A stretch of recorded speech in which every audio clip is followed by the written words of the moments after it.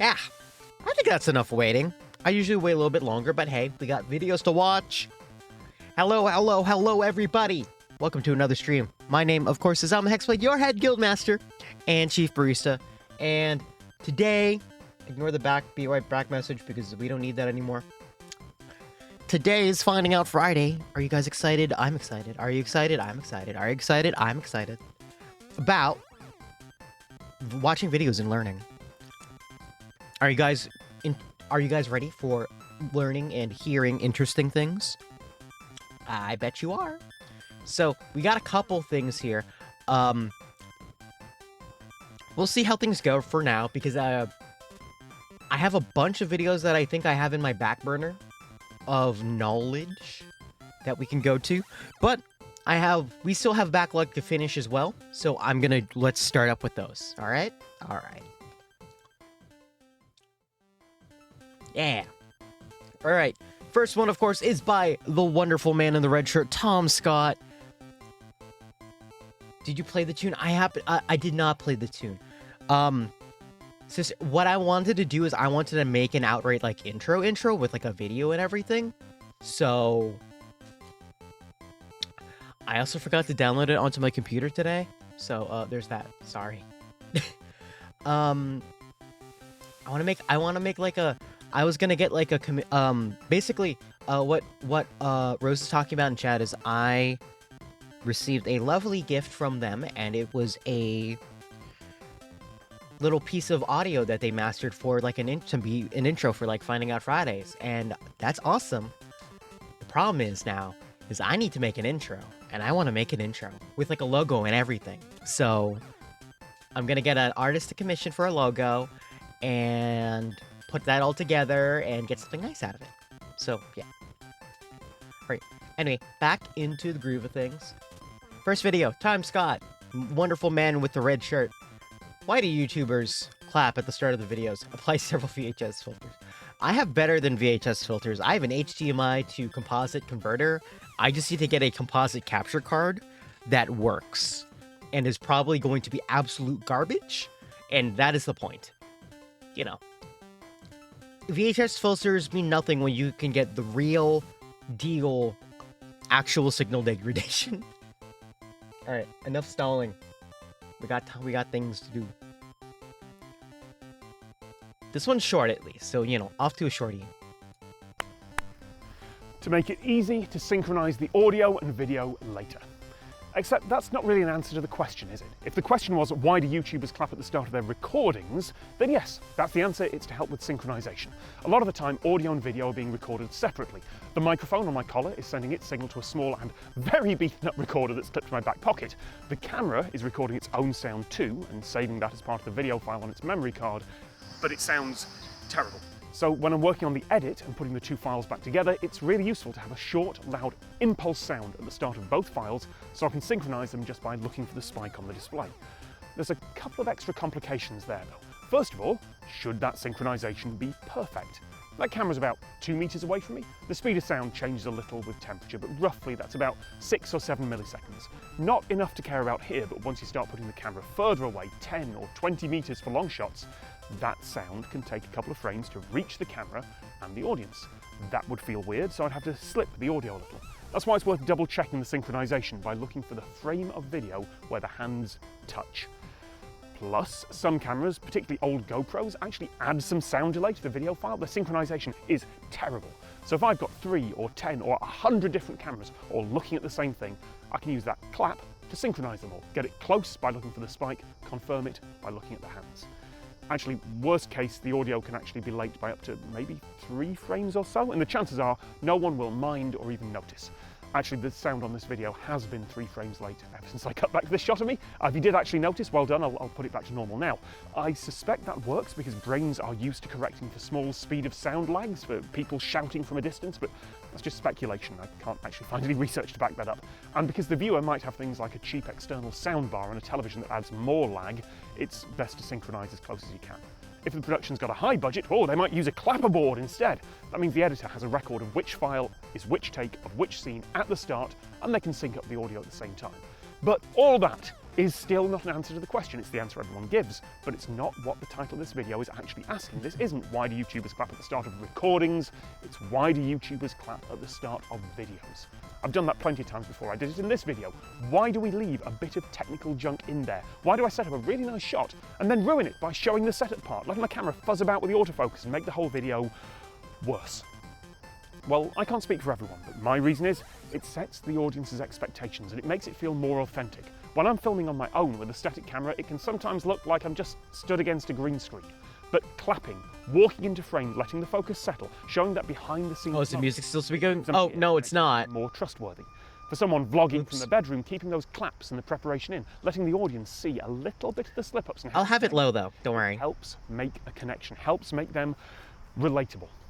I don't need to be relatable, I don't really want to be relatable, but trustworthy. Trustworthy is good, and leaving the clap and the walk in the video establish that I am one person with one camera, that I don't have a crew on this shoot, and that I am actually here, wherever here is. Sometimes I'll leave that in when I actually do have a crew.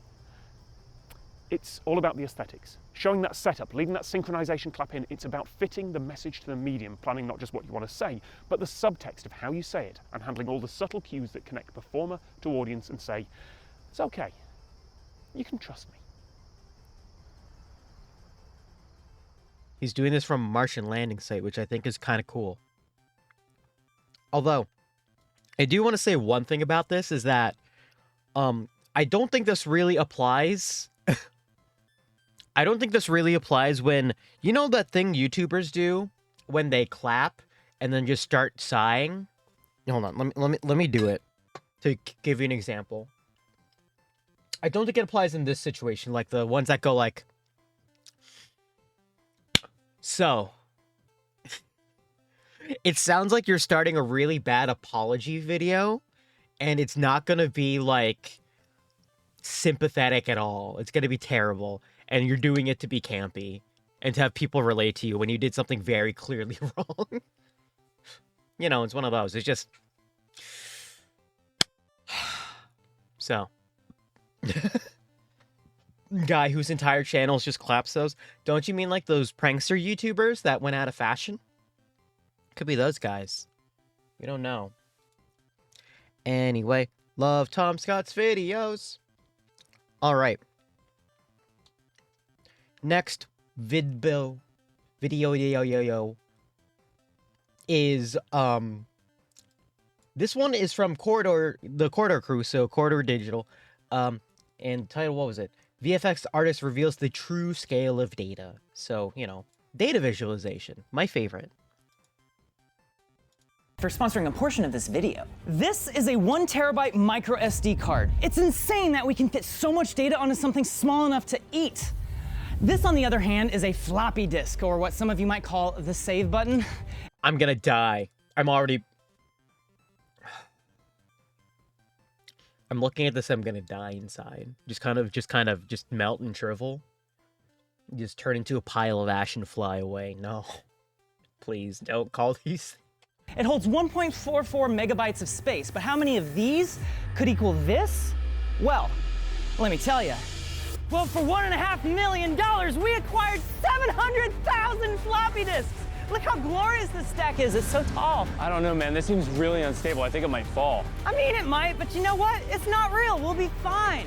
Come with me on a journey into the past and the future. I'm old enough to remember 5 1/4 inch. Math, something you've never seen before. The oldest floppy disk I used to have was 3 1/4, and there were a bunch of office stuff. So the true scale of data. No.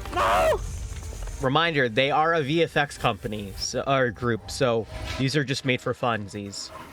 Most of you are probably familiar with memory cards. We put them in our cameras to store the photos and videos that we capture, such as the EOS R10, because this portion of the video is sponsored by Canon. Are you a creator looking to up your game? Well, guess what?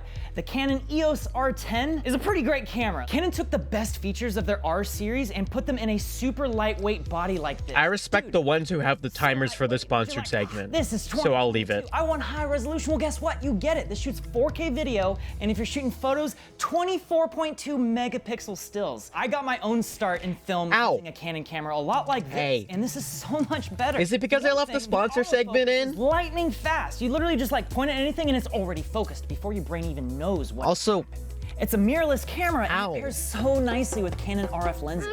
Also, this thing will actually shoot for longer than 30 minutes. I've been using these types of cameras for long enough that that's actually a big deal. If you're interested, click that link down in the description to check out the Canon EOS R10. Thanks to Canon again for sponsoring this portion of the video, but let's get back to no, because it's funny. I'll show you my first memory card. About 15 years ago, I invested in a massive 1 GB memory card for my camera, which was a big deal for a kid like me. However, these days, if I saw one on the street next to a quarter, I'll be honest, I'm probably more likely to pick up the quarter. A gig just doesn't really... Well, I hate it when I'm watching a video and I get marked for ear shakers. Yeah, I do too. Also, what would be actually more price affordable, the gigabyte flash card or a quarter? I think the gigabyte flash card would still cost more than a quarter. Have much value anymore. It's hard for me to wrap my head around the fact that although these are roughly similar in size, one holds 1,000 times more than the other. I mean, imagine showing this to a computer scientist 60 years ago. It'd blow their minds. A computer that can fit into a single room and hold millions of pieces of information. Jesus.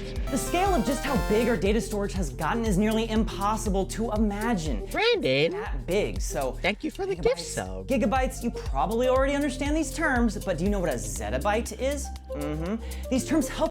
Zettabyte is it 1,000 petabytes, which is another 1,000 terabytes? I think I'm right. Either that or I just referenced an exabyte. Someone look at this up. Help us deal with huge numbers by putting them into groups of 1,000. So 1,000 bytes is a kilobyte, 1,000 kilobytes is a megabyte, 1,000 megabytes is a gigabyte, 1,000 gigs is a terabyte. You get the idea. But what's above this? Well, it goes petabyte, then exabyte, then zettabyte, which is a... I was right! Fuck you. I was right. Anyway. A billion terabytes. This is literally incomprehensibly large, but don't worry. We'll revisit zettabytes before this video is over. It's easy to take for granted that we stream pretty much everything we want when we want it, but that wasn't always the case. If you wanted to own movies or music, you needed this, optical storage. This is a 4K Blu-ray. Well, actually, technically, if you wanted to own movies, you still need those. Haha. Get it? Because streaming services, you don't own anything? You don't own anything with streaming services? The only way to own a movie is to own the physical disc? Ha ha ha ha ha ha ha ha ha ha ha ha. Pirate your media, guys. Please. Please. Anyway. Which can hold 50 gigabytes per disc. So with only a small stack of 20, I have a terabyte. DVDs, on the other hand, they only hold 5 gigabytes per disc, so I need 212 of them to do the same thing. These hold the same amount of data, these two different stacks here. And yes, I know the Blu-rays are like black and the DVDs are blue, whatever, I don't get it. What about the CD? Well, at 700 megabytes per compact disc. Well, hold on. I need to keep pausing for a well, actually, because it's getting to me. Well, actually, the reason why Blu-rays the CDs are black is because the laser that they use is blue. That's why it's called Blu-ray. I don't know the thing about DVDs. Isn't it just optical? You end up with a stack about as tall as a person. Oh, this is a lot heavier than it looks. I'm sure some of you've got like a whole terabyte's worth of music CDs stashed away in those little pocket binders. I know, I'm looking at you. Oh gosh. It's called the compact disc. Truthfully, I didn't realize the CD first came out back in 1982. That was 40 years ago. For some reason, I feel like it's newer than that. I mean, I was still buying... Actually, wait, hold on. Was there a... Hold on. I need to pause really quickly. I just need to see something. Oh, no, this is the Sears Tower. I thought the Twin Towers were in the shot. I mean, I was still buying CDs in 2006. New Low Spec Gamer dropped today about the iPod? Yo. Maybe it's just hard for my brain to accept that a computer technology can be so integrated into society without ever changing. Let's do a show of hands. How many of you have a CD player in your car? But I do, fuck change, you. It took a while for the CD to actually catch on. In 1994, Bill Gates advertised the value of the kinda brand new but invented 12 years ago technology by sitting on 330,000 sheets of paper. The idea is actually very similar to this video. He demonstrated you could store thousands of books worth of information in the palm of his hand. A lot of people think around longer than people think. Says the Yeah. guy literally wasting paper. The photo was taken. Yeah, no. Rose, you're right. That is the well actually of this, is that they were invented long before, obviously, as the medium, but consumer production and made them cheap enough to be more effective than the previous method took a while. So 28 years ago, so I think it's time to update the comparison. However, instead of holding a CD, I'm gonna be holding a 1 terabyte memory card. So now the question is, how tall is the paper gonna be? Well, if we assume Williams' calculations are correct, a sheet of paper can hold 2.12 kilobytes of information. Now I can easily afford the 470 million page. Wait, 2.2 kilobytes of information. That's probably, I'm gonna say that's full of I'm gonna say what? ASCII text full of, just text from front to back, I guess. Pages of paper, but no one could give me an answer on how to safely hold me steady at 26 kilometers altitude. That's at least one lorem ipsum. Or something stupid like that. Man, I was really looking forward to chilling at the cruising altitude of the SR-71. So why was the CD such a big deal? Well, it marked the change to optical storage from magnetic storage. Have you ever seen what's inside of a floppy disk? Or magneto-optical. It's basically the same kind of stuff as what's inside a VHS and cassette tape because it stores data magnetically. But the data here is coiled into a spiral disk, hence floppy disk. This is the form factor most of us are familiar with, but they actually started out way larger and held way less. And inside of these hard plastic shells, they were indeed floppy. Oh, don't do that to me. To prevent dirt from becoming a problem. 1.44 megabytes is all that these things held. That's not even enough to hold the average amount of data a person generates every single second.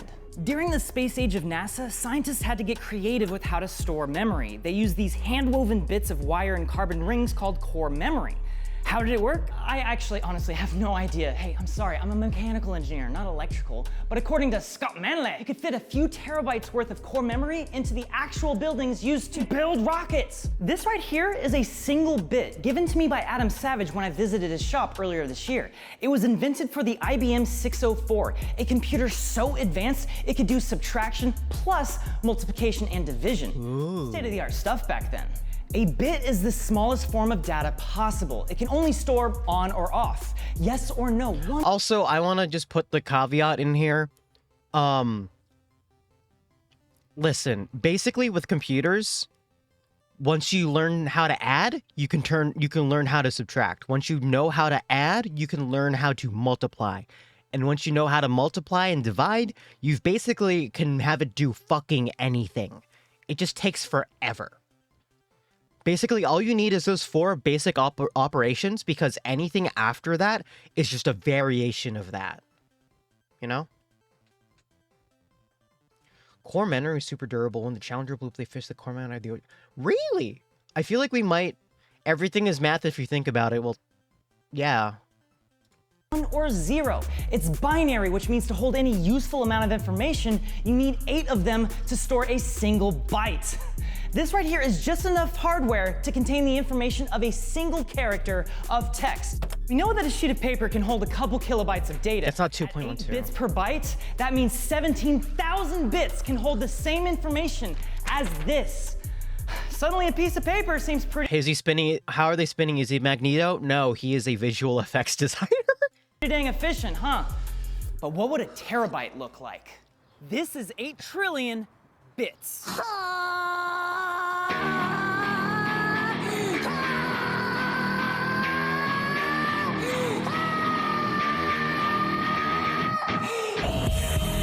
Oh, wow.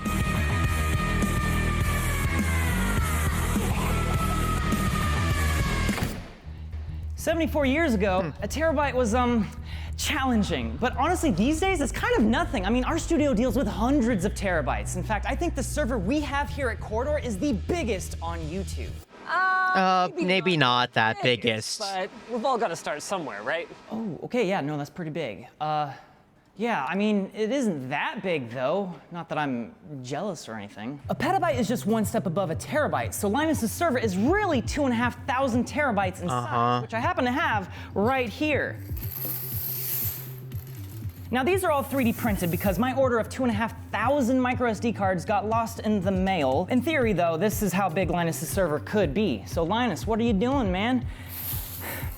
Wasting all that space? Come on. This is actually very satisfying. You actually know the reason why is because those are single flash chips, and SSDs are written to and read from many times, and the life cycle is one of those tiny SSD chips is going to be much worse than the actual data servers that Linus uses for his petabyte project. Anyway, wow, it really is annoying me. Fun fact though, this is around the same data capacity as our brains. Seriously. Mine's about half that. Add up all the synapses, it's about 2.5 petabytes.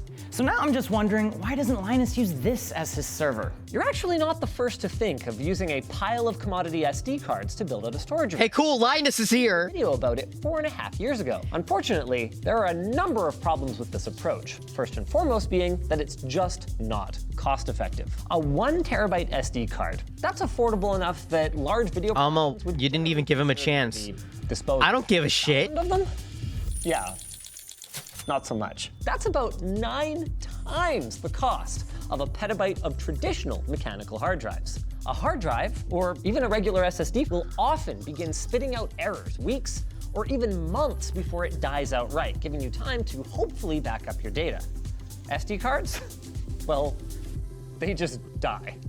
And with 1,000 plus of these things, you are pretty much guaranteed to have regular failures and the maintenance that goes along with them. At that point, why wouldn't you just buy proper SSDs or hard drives in the first place, right? But we have all these massive corporations creating dozens of massive multi-billion-dollar data centers to host all of your content. And this network of hard drives is called the cloud. Here it is. This is your future. But where's the fun in that? I thought they'd save so much space with all these. Unfortunately, these companies are so secretive about their data capacity, they even hide the exact size and power consumption of their data centers, so we can't even extrapolate how many hard drives they must have. John? John? I tried to hire someone to sneak into a data center for me to find out, but no, apparently that's illegal, or whatever that means. So no, I don't know exactly how many hard drives make up the cloud of one of these companies. However, I do think they're each in the ballpark of around 30 exabytes. If they're not there now, they will be very soon, trust me. That doesn't even sound like a lot. 30,000 petabytes, or 30 million terabytes. If they used micro SD cards, they could condense their entire cloud into just this. See, they're wasting so much space when they could just have this and call it a day. Come on. This guy's really annoying. Maybe. I've got extras. Okay, it wouldn't. Maybe it's because we're just really thinking about this too much, and this is supposed to be a layman's terms explanation of data scaling. I think that's really it. A scale video if I didn't show you the max. What's the total amount of data storage in the entire world? Again, it's kind of a tricky number to find. There's a difference between the amount of data being generated, replicated, and deleted, and the actual installed data capacity. Crazily enough, 90% of all data never ends up getting saved. But if you were to count up all of the hard drives, memory cards, phones, smart hot tubs, and everything else in 2022, we would end up with 10 zettabytes. See, I told you we'd come back to zettabytes. 10 zettabytes is 10 billion terabytes. And a billion is already such a huge number, I made a whole video about it. So 10 billion memory cards? Well, it cost over $1 trillion. And here it is, 10 billion memory cards. Yeah, that's right, they fit in a single tennis court. That is a lot of memory cards, but I don't know, I guess I was just kind of expecting it to be a lot larger. After all, this does hold the entire world's data. It's really a testament to how insanely data-dense memory cards have become. It's almost disappointing, because I wanted something truly gargantuan to show you, but it's probably a bad idea to get a little crazy, isn't it? Hell no, it's not a bad idea. That's right, we're going there. I had to know the bit. 80 billion trillion of these could store everything. And it should be arriving. No, not really. About now. 80 billion trillion bits? So that's that's 10 billion trillion bytes, which is, I don't know what that number is. Oh, right, it's the exabyte thing. This celestial bit is so large that its own gravity takes over, collapsing itself into a mini moon 2,500 kilometers wide. This thing is 4 million times larger than the asteroid that ended the dinosaurs. Okay, that's cool. That's okay. That one's actually cool for the scale. Or a tennis court. Both contain the same amount of information, just in very different ways. It seems like we can't possibly get more data dense than this, but let's not forget the ultimate data storage technology, DNA. Because a double helix strand of human DNA contains 215 petabytes of information. But that's just one. We have 1.7 quadrillion strands of DNA in our bodies. You thought 10 zettabytes was big? Try 370 billion zettabytes. That's all redundant data, though. That's all you need is technically one strand, right? For DNA? You need one strand because that entire strand contains our entire genetic code. So the original number is the petabyte one. That's the data capacity we each carry with us every day because we are the ultimate thumb drives. I think technology still has a long way to go before beating biology. Actually, as a tangent, I kind of actually wanted to look something up. I'm not going to bring the search up on here because it's definitely going to not be say-so. So hold on.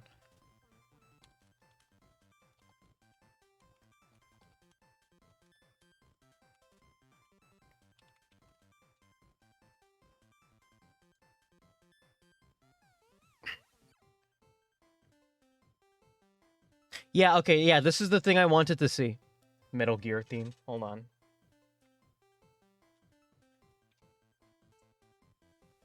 I keep losing my kazoo. Oh, there it is. Actually, before I do this, I think it's gonna be funnier as a clip. So here we go. So I just did some quicking, just Googling. So a single sperm has 37.5 megabytes of data onto it. So one male ejaculation transfers 15 terabytes or 15.6 terabytes of data.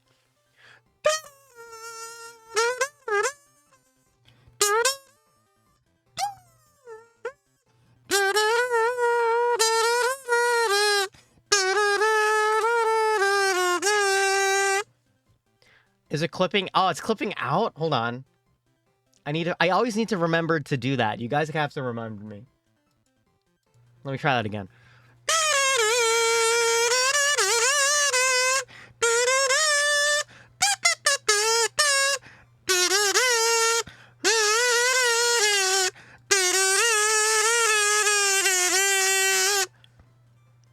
There. Anyway, that's more impressive than any other piece of information he's given. I hope. Thank you so much. It's like...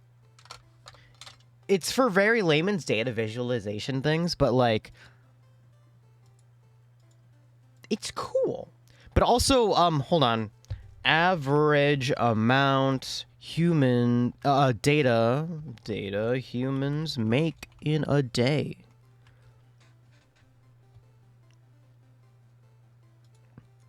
Ah, okay. Just some quick Googling is... Let me see here.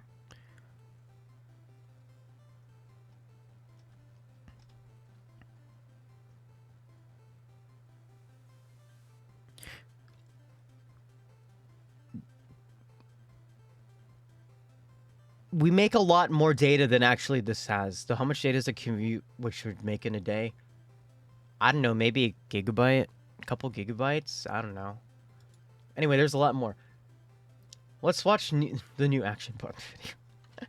Okay, next one though. This one's gonna be good because this is about 90s anime and how people did the things in... Oh. What is this new video? Oh, okay. This one is how 90s weebs fan-subbed anime. I actually don't know how this works, so we'll find out. Analog media. I am the smuggler, and there is a lot of shit on my desk. So, in this video, we will be talking about it. Have you seen the documentary about the lost sailor Western Marine? Yes, Saboons. VHS tapes. So with that out of the way, let's begin.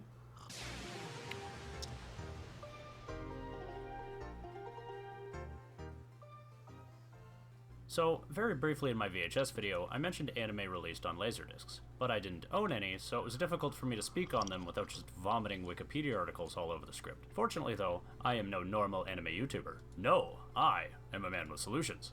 So, here are my newly acquired Laserdiscs. I am never going to financially recover from this. Yo, Laserdiscs! After acquiring all of these Laserdiscs, I was quickly confronted with several problems. Namely, what the hell would I even do with all of these? Ah, well, my uncultured friend. After looking far and wide through the dustiest corners of the internet, I was able to decipher the arcane text of our weeb ancestors, and the pieces of the puzzle began to fall into place. See, for 1990s fan subbers, Laserdiscs were a gift sent from the gods. Laserdisc has some very distinct advantages over many older formats like VHS, namely that they don't degrade the same way that tape media does. You can play them over and over again with no degradation to the source footage. Laserdiscs were also natively composite, unlike VHS, where the luma and chroma signals needed to be smushed together and then separated at the other end. With Laserdisc, the output signals could be sent out composite natively and processed by the playback hardware. So as the filtering technology in televisions improved, so did the output quality of an old Laserdisc player. However, despite the advantages Laserdisc had, it also had one major issue, that being, you can't record or write new information onto a Laserdisc, which makes it impossible to add something like subtitles. What you could do, however, was inject subtitles into the outputted video signal and then record that video onto a VHS tape. This leads us to... The way we think about media now makes something like adding subtitles seem easy. Today, you simply download a program, add some words, time things correctly, and boom, subtitles. That's what Analog. Hey, listen. This is known as non-linear editing. I can bounce around, fix things, and add lines as the video is stopped or playing, but 30 years ago, fan subbers were limited by the technology of the time, hence all of the boxes sitting on my desk. See, the raw video output of a Laserdisc is some 200 gigabytes an hour, and when your computer only had 5 megabytes of hard drive, it's not hard to see why creative solutions were required to do even simple things like overlay text and graphics. One of those solutions was a Genlock. This is my Genlock. Ironically though, the software for it is Dead Media, but... We are not talking about the fact that he has a Kirino mouse pad. Do not talk about the Kirino mouse pad. For demonstration purposes, it works well enough. While this resembles a modern-day capture card, the primary function is actually the pass-through of analog video signal. For a fan subbing setup, the Laserdisc video comes in, and the computer simply sits in the middle, adding a layer of text to the output video, which is then recorded to VHS. The programs these cards used resembled modern subtitling software, with a key difference being that if you mess something up, you would have to rewind everything and start over. This process was known as linear editing. A Genlock also performed an important role of synchronizing the video signals so they could be outputted correctly. The reasons for this are very technical, but simply put, if the text and video layers were not synced to each other, all kinds of weird stuff could happen. So, I mentioned the software for that card was Dead Media, but again, I am a man with solutions. So, here is my brand new Sony FXE 120 analog broadcast mixer. You may have seen it in my last video. Don't ask me how much all this costed. I want one of Honestly, these things, by the way. These things are so cool. Wild. And I've been having... I love these things because this is analog. This is an analog video editor. Forget Sony Vegas. Imagine making programs using this thing. Too much fun using it. While a fan subber wouldn't have had access to them back in the day, since they costed several $1,000s, for our purposes, this is essentially a really big challenge. Analog video editing is absolutely cool. It has the functionality of something called a time-based corrector, which was used in tandem with Genlocks to stabilize... Or stop being a hipster and download Resolve. Shut up. This is overkill. I'm not cheating. Not downloading DaVinci Resolve. I paid for Vegas. Text go in, subtitle anime, come out. So, if we're doing this back in the day, this is the part where we would, 1, watch the raw Laserdisc and start writing up the translated script. 2, we would then overlay a timestamp onto the Laserdisc output to enter in the appropriate timings for the subtitle lines. 3, once the subtitle lines were timed correctly, we would press play on both the Laserdisc and the subtitle feed at the exact same time and pray. If the subtitles were wrong or the computer crashes, we would have to start this whole thing all over again from the beginning. At this point, Imagine we paying will for video. record I paid $14 for it. Don't look at through me. The VCR outputs. It's just $14. Video I'll link below, which I've been showing you snippets of, where he goes through the entire process of timing analog subtitles in great. Imagine doing this for He's just. actually made Oh fan subs man. back in the day, so he has some good perspective on the troubleshooting processes involved. Fortunately, Where'd you get it for $14? So what Humble I did in Bundle. this demonstration is extract the subtitles from an existing fan sub and attach those subtitles to a video that's pure black. I'm going to play that blacked out video on VLC Media Player and use a Luma key to make everything but the subtitles transparent. I'm then going to play the Compositing. subtitle Look. video at the same time and record the output to a VHS tape using one of my VCRs. So, let's do it. So here I have the video previews from the back of the Sony mixer. On channel 1, I can see the subtitles, and on the other, my Laserdisc of burn-up access. When I view the final output, we can see both coming together. This is with the Luma key applied to the subtitles, so the black part of the site. But it's an older version of it. I know, okay? Now, I need to ensure Don't the look at me. timings both line up exactly. I'm sticking my set tongue the out. VCR to record, and go. And it's that simple. At this point, we've essentially made a master tape of a VHS fan sub, and we would then use this one tape to record onto other tapes using another VCR, and that would prevent us from having to go through this process every single time we wanted to print a tape. So, once you've done all of that, the rest is actually quite easy. You just have to duplicate the tapes, find somebody to distribute them, and then find people to buy them. And the rest is anime history, as they would say. I'll end this video off with some footage from the anime that we just subtitled, but before that, I'd just like to say thank you to William Chow, who actually helped me go back and forth on some of the finer points. He pointed me in the right direction, recommended some videos of his to clear me up on the more particular aspects of this. So I'll link to those down in the description below, because he goes into much greater detail than I can, especially since he was there at the time. I mostly wanted to present this in a way that was digestible for the I'd love to learn analog photo editing. Curious, Oh, that definitely sounds like a good idea. reading That'd be this interesting. Rabbit hole. I wonder if that's a good Very topic. deep on this one.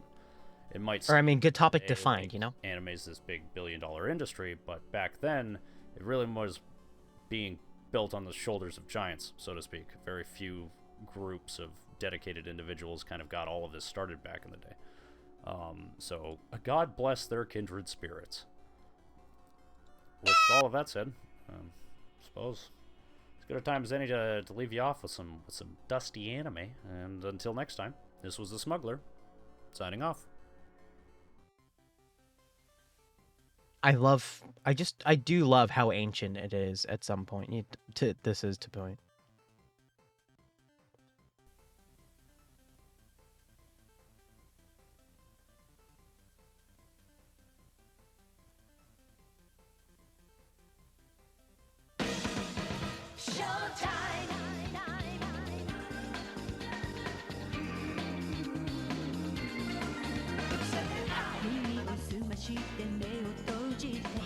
I love how crusty this is.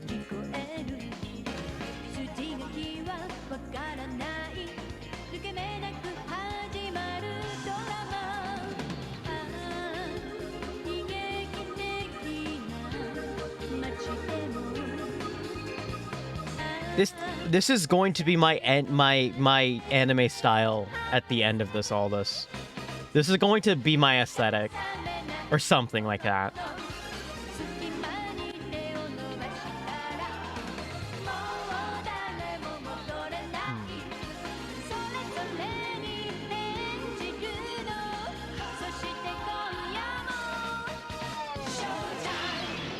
That's cute.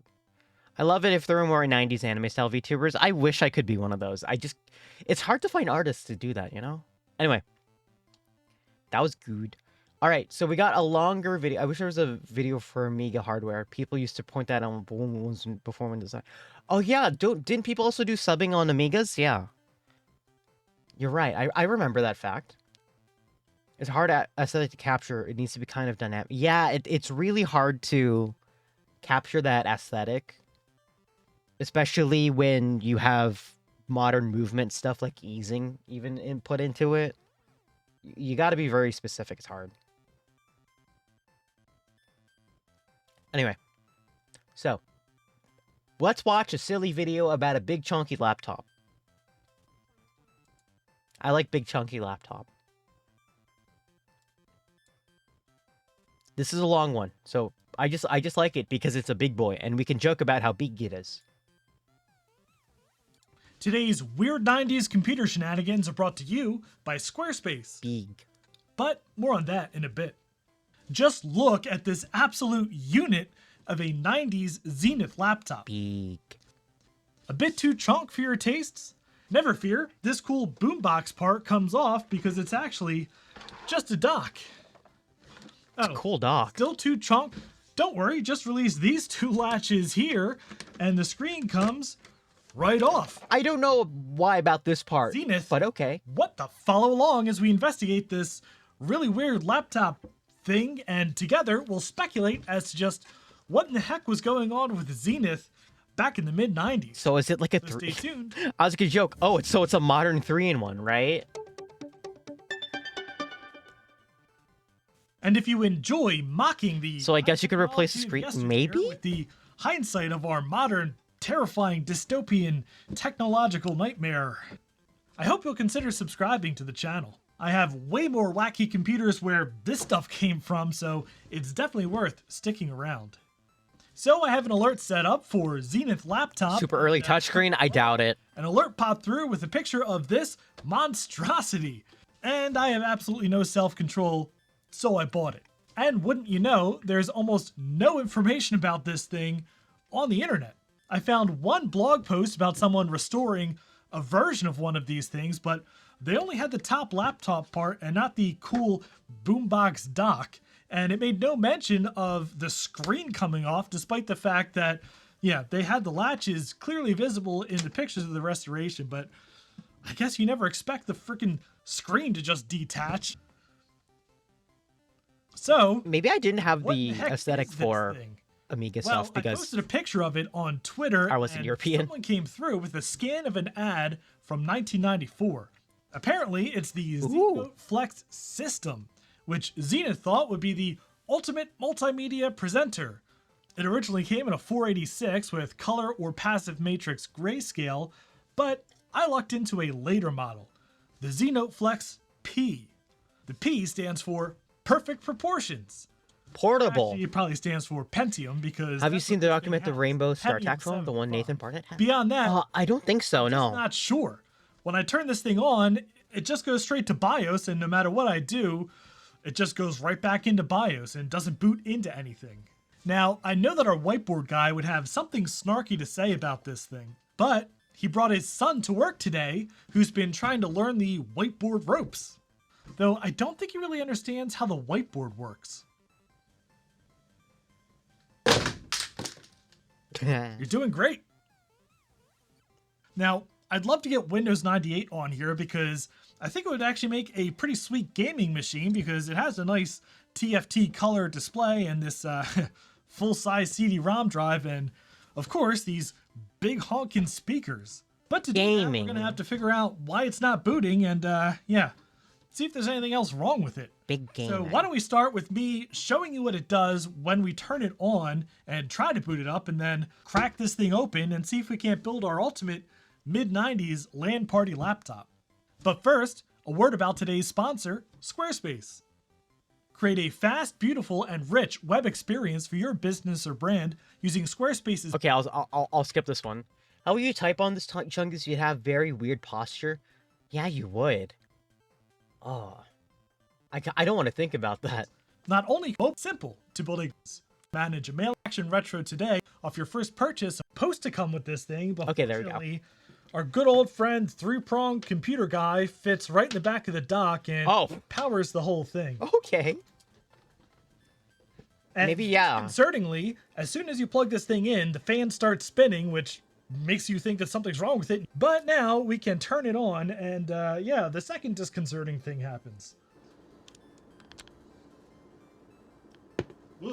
Yeah. Yeah, it makes a horrifying popping noise, but This thing would bully a Sega CD. saying hello. So we boot right into BIOS, and I could have swore I heard something in here clicking like a hard drive, but I don't think it works, because if I set this stuff and try to tell it to boot from the hard drive, What horrible noises will we get? it takes us right back into this BIOS Or none. utility. Okay.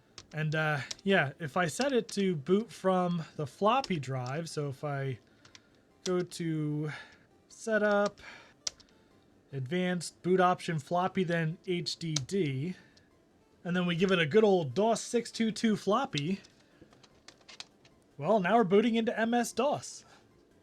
Oh yeah, I forgot. This was my MS-DOS disk to try to get USB working on my Brother Super Power Note word processor.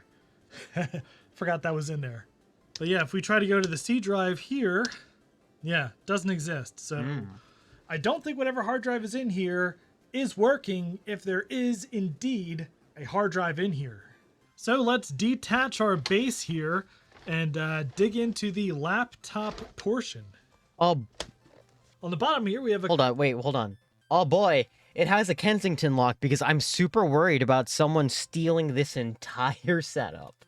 Dig into Just the stealing, just laptop putting it in a, just putting in their bottom here, we have a backpack and couple running of away. compartments. This one's actually labeled hard disk drive, and there's no screw holding it in, although it looks like maybe there was something originally. And then one of these is going to be for memory, and the other one for who knows what. But let's pull out the hard drive. This is like a very weird kind of mechanism. Give my thief high strength so they can steal chunky laptops. Guess you just get in there. Yeah. Oh. And Oh. whoa. Oh. Oh, okay. I was not expecting that. It's a 2.5-inch 800 megabyte flash drive. This is an old solid state storage. I've never seen one of these before. Ooh. Okay, under door number 2 here, which I also think just comes right out. Yep. RAM.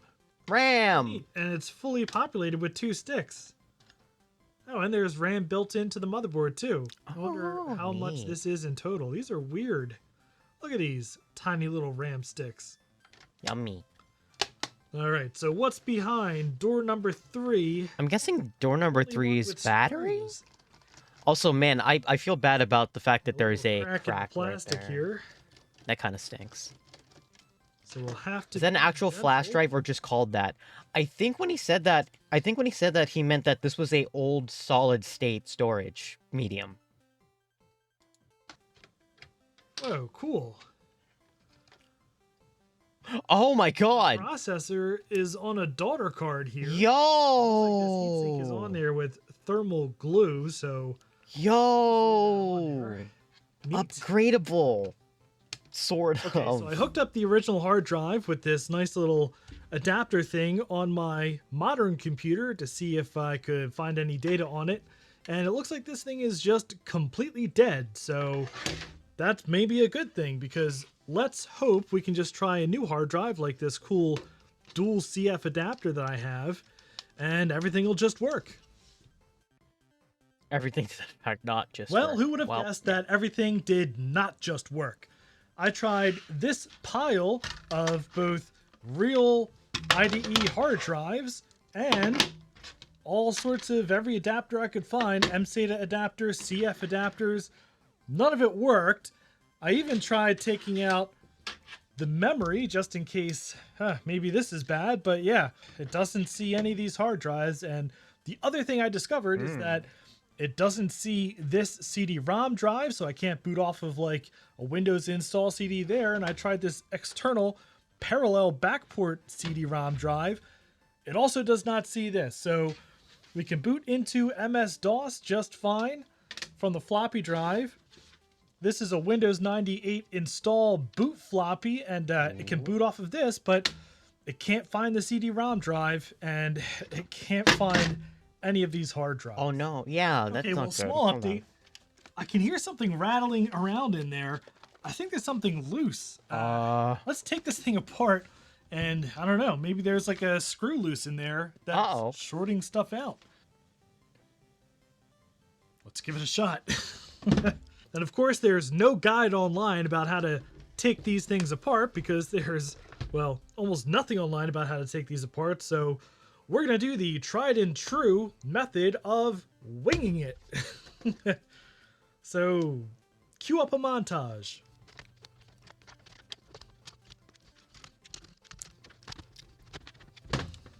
Look at him go. Oh, neat. The CMOS battery is inside a little hatch in the side.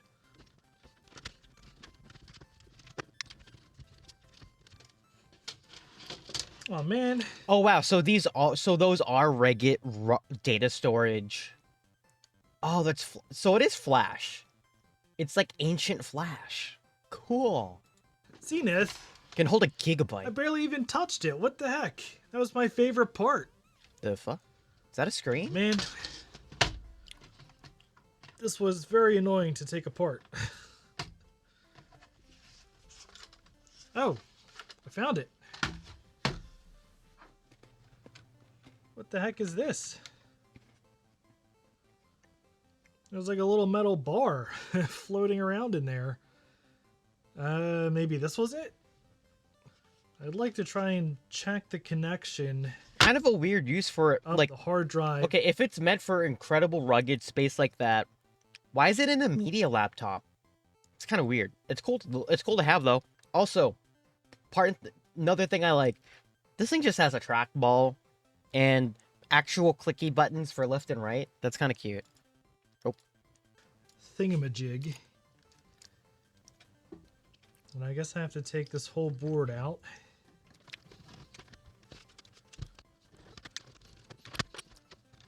So are any of y'all into Metal Gear? I have never owned a PlayStation game, unfortunately. The plastic posts in here, so I guess we'll glue them back together. Okay, so I mostly have it back together, and that was a massive nightmare taking this thing apart and then putting it back together because all of the plastics just immediately crumble on here, and I'm pretty sure I got super glue in my hair, and I broke my favorite I thought you had a PS3. I did not say that. Oh, man. I have a PS3 emulator. Bits of metal in there that maybe was our problem. And but I don't have an actual 2 GB CF card PS3 on an adapter in the hard drive bay. So what do you think the odds are of this thing never turning like, isn't Magician's old snake super hot? Will the behemoth live? Oh, it's alive! Oh, it sees a hard drive, although that's not the right size. It's a 2 GB CF card. It says it's 998 megabytes. The more important question is, what does DOS see? Oh man, look! DOS setup sees a hard drive now. Yep, it's 1995. It's installing. All right, DOS is installed. Yeah, successfully, I think. So this should reboot it and hopefully boot from the CF card. Oh, it's good for emulation. I mean, we are on it's pretty good now. The C drive. I have a incredibly killer computer for it, so. Also, come on, load into DOS. I believe in you. Oh, I'm glad I caught that on camera. Oh, it's back. Ooh. That's a little disconcerting. Yo, it works. Memory allocation error. That's nice. It sort of works. Okay, so I know I said I wanted to install Windows 98 on this thing, but I found something really cool. A Zenith branded Windows 3.1. And I'm kind of hoping that by installing this, it will install some drivers for the dock as well. So yeah, let's give it a shot. All right, look, I finally get to try out the trackball on this thing. And wait, this is what Windows this is Windows 3.1? Kind of squeaky.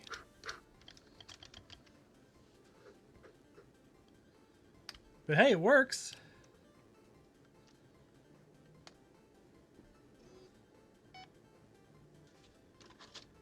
Ah, yes, the classic please insert more discs. I'm starting to get excited now. I see Wolfenstein 3D in our future. It's hey, happening. cool, look. It's branded. Zenith Data Systems, Windows 3.1. It's loaded. Did it just reboot? Oh. Oh, man.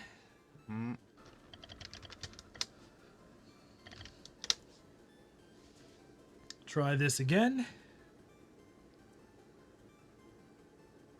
All right, I guess we're not doing Windows 3.1, even though it installed successfully. All right, well, False I hope. have the nuclear option. Get ready Sad. for this. We obviously can't install Windows with a CD, but Windows 98 also came on 38 floppy disks, and I have made 38 floppy disks with DD on the command line in macOS, and yeah. Let's see if we can install Windows 98 on this thing. Oh god, this is gonna be painful. Here we go. Look at that. Starting Windows 98. I'm glad he... Asking for Oh, disk wait, no. 1. Here we go. This has to be a bit... I'm a little worried. Setup has detected a corrupt cab file. Alright, well, pile of floppy's not good enough for it. That's okay. I have another idea. What do you mean he has more? The CF card up to a modern computer and just... Oh, jeez, okay. Yeah, just turn off. That's fine. I don't know why the screen keeps cutting off like that. I'm sure that's an intended feature. But I hooked this CF card up to my modern computer and copied over all of the Windows setup files and also some games, so we can see if maybe we get some cool sound and we can enjoy this computer a little bit. I like how it's just like, fuck it. Let's just put... All right, so Wolf 3D detected an ad lib sound card before the screen blanked out again. Come on, screen. No, it detected a sound blaster. Okay. But there's no audio. That's working. In game, there is no sound except... Ow. Oh my god. Why do you do this? Something's broken about this Docking computer. station's on its way out. I think it was... What was it? Maybe it's the RAM? Oh, no. Okay, so we could stop here and say that, yeah, this computer has a lot of problems and it doesn't want to boot anything, but yeah, I'm not going to let a Zenith defeat us.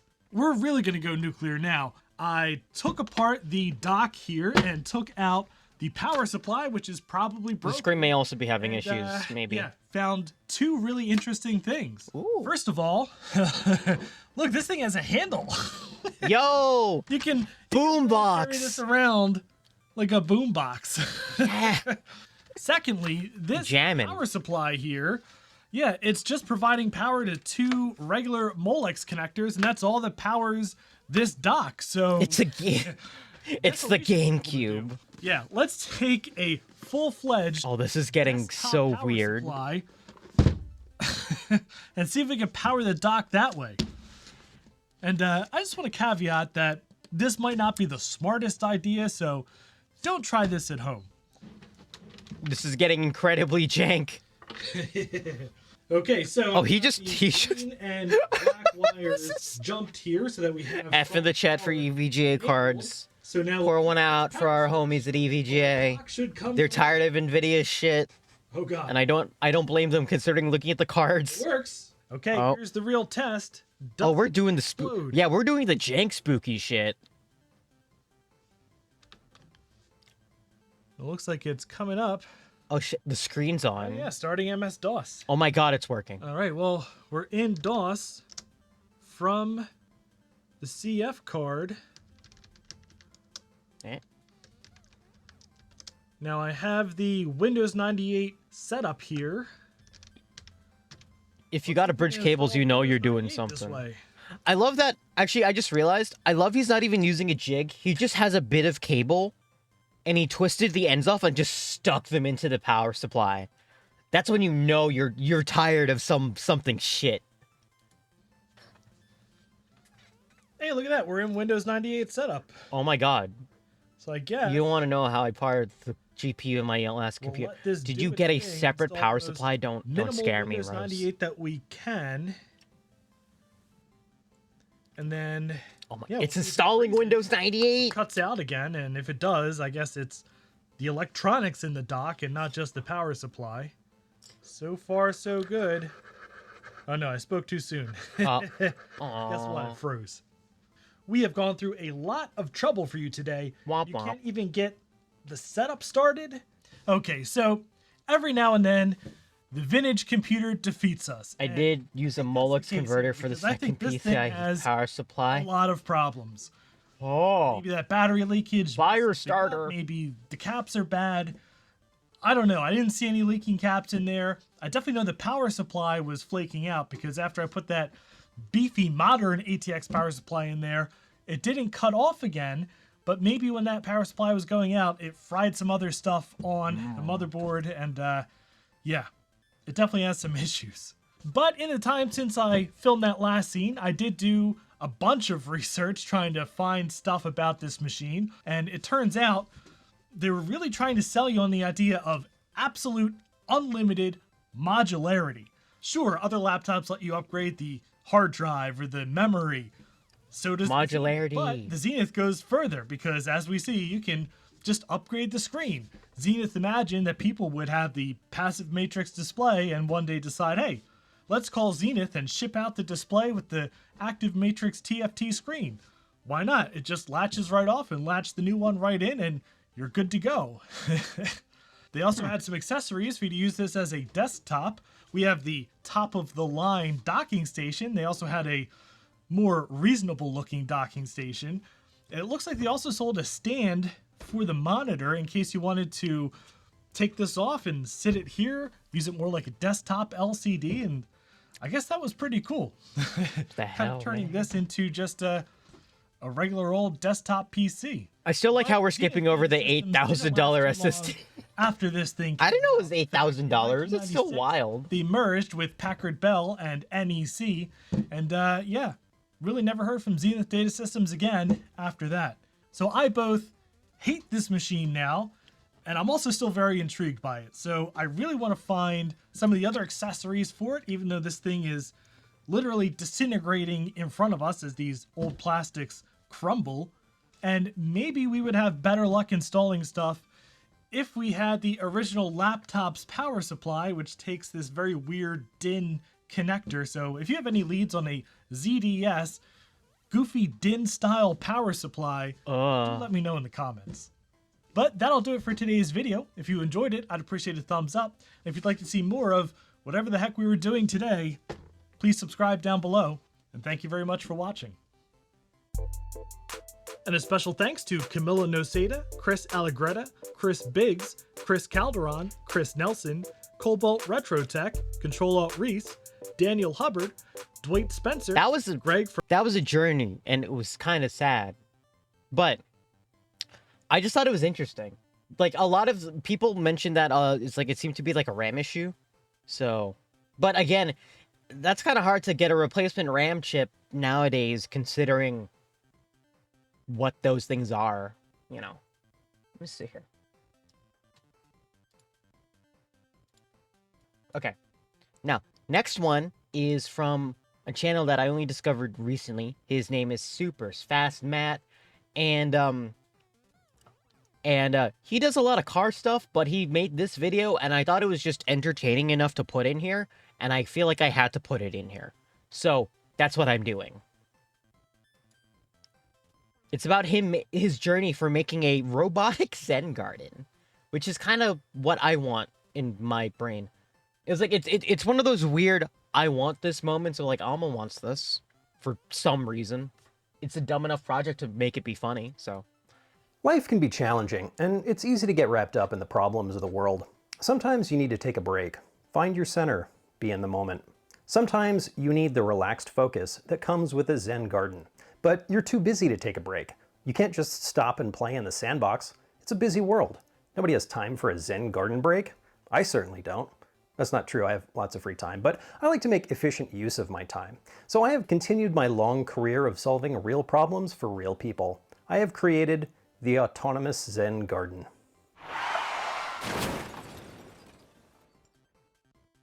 I love this stupid little A Zen thing. garden is a dry landscape garden decorated with rocks and sand and such. You can also get them desk size so that you can calm yourself while you're at work instead of smashing your keyboard over Kyle's head because he won't stop tapping his foot. The idea is that you can calm yourself by carefully drawing patterns. You will become more mindful, more tranquil. Your boss will hate you. Basically what you're doing is drawing patterns in the sand, maybe more than one, maybe some lines, some circles, maybe some little squiggles. Then you place your accoutrements in the garden. I feel like a robot could do this. This is a job that is ripe for automation. Automation. To accomplish this task, we will need to move the rakes and draw the patterns, and also move the little rocks and pagodas on and off the board. We could build a custom robot to do this, but there We're gonna are watch the machines videos that just basically do everything we need to do. 3D printers. I will grab it. I Hopefully, forgot. 3D printers Hold on. have been the Sorry. next big thing for a while, and they've reached that economy of scale where I can get one shipped from China for next to nothing. I bought a TiVo tarantula. There wasn't any particular reason that I bought this one, except for when I went on Amazon and searched in the warehouse deals for open boxed, it was one of the cheapest ones that came up. The first step in building an autonomous Zen garden is to build your selected 3D printer. First, spend an hour peeling the paper off all this plastic. A small screwdriver will help, but you will stack I got the yourself video, in don't there worry. several times. The manual is not super great. This has a similar vibe to giving Thankfully, there are forums and snakes their groups legs to help you get it built and running. Yeah, maybe a little bit. Going to install the extruder and heater and all the stuff that I didn't actually need. I'm building a Zen garden robot. Also look not at a funny 3D content, printer. of But then I course. remembered that I don't actually own a 3D printer, and it might be useful to have one. So I just built everything. My idea was that I would ditch the controller and add my own controller based off of an Arduino. I know Arduino pretty well, and I know it can do this. Well, it turns out basically all of these inexpensive 3D printers all run off an Arduino. That's actually the controller that's already on it, so super easy. And actually, on digging into the code, I realized I could program everything I needed with the machine's built-in language. The printer was cheap, and you do get what you pay for. The Z-axis is only constrained on one end, so it squeals and resonates and sounds like it's trying to connect to the 1997 internet. You've got mail. Some lubrication helped, but not enough. So I bought a mounted bearing and some spacers, and I constrained the free end so it wasn't all wobbledy-wobbledy. One of the motors was noisy, and I thought I could fix it by adjusting this screw. This adjusts the power the motor gets or something. I kind of skimmed the manual. In any case, I swapped it out with another controller, and it fixed the noise. Okay, so we've got everything built, and all the motors work, so we can move around. Now we need to figure out how to draw in the sand and how to move the little pieces around. Basically, we need to figure out how to pick up and let go of things like rocks and pagodas. Is that a pagoda? Am I calling that the right thing? Could be a lantern. Anyway, we have to pick up each one of these and let it go. I decided I would use an electromagnet. This should work because I already have wires going to the head for this fan, and I know the G-code will let me turn the fan on and off. The electromagnet that I got is pulling about 1/4 amp, and it looks like the fan output has a MOSFET powering it that could probably deliver enough current. I should note that I didn't actually look up the MOSFET datasheet or even verify that it was powering the fan output because I like to live on the edge. The only drawback of the magnet is that it has some holding power after you remove power to it. This is a bad thing because it's going to make it harder to let go of the pieces when I need to. I thought about maybe putting some tape on the bottom might help, and it did a little bit, but we'll move that bridge when we get there. I'm going to mount all of this on a removable plastic table. That way I can use the printer in the future if I need to print something, like a new pagoda or a first pagoda. For the parts, I'm going to make a wood holder that goes in the back of the sandbox. I'm just going to machine out some pockets so the pieces have a home, a repeatable, specific home. Before we get too far, let's test this whole electromagnet thing. It does work, kind of. It picks up the larger parts, but it doesn't really grab the washers, but I'm going to try it anyway because, you know, I already bought all this stuff. So we'll go ahead and make a mount for the solenoid and glue the solenoid to the mount. We're going to go ahead and just screw it right here in front of the fan. The pieces themselves need some metal to be picked up, and they appear to be made from plastic, so I'm going to glue little washers on the top of them. This should also help locate the electromagnet to the pieces as long as I put a little point on the end of the electromagnet. Okay, we've got the sand tray taped down to our table, our parts holder in place. Now we have to program it. I mentioned earlier that the controller that comes with this printer runs on G-code. G-code is just a simple linear code that has one command after the other. You can't do things like loops or if-then statements. It just goes from one line to the next. You give it a code like G1, this would move the machine in a straight line from wherever it is to whatever coordinates you give it. It's a three-dimensional coordinate system, probably because we live in a three-dimensional space. Your locations are in X, Y, and Z, so if you wrote G1 followed by X0, Y0, Z0, the machine would go in a straight line from wherever it is back to the beginning or the 0 point of each axis. This is the home, the front right bottom corner. Each axis can go 200 millimeters on this machine, so if you typed G1, X200, Y200, Z200, it would go to the opposite corner. The other basic commands are G2 and G3, which move it in a circle clockwise for G2 and then counterclockwise for G3. And there's other stuff like M206 turns on the fan. We'll use that one later.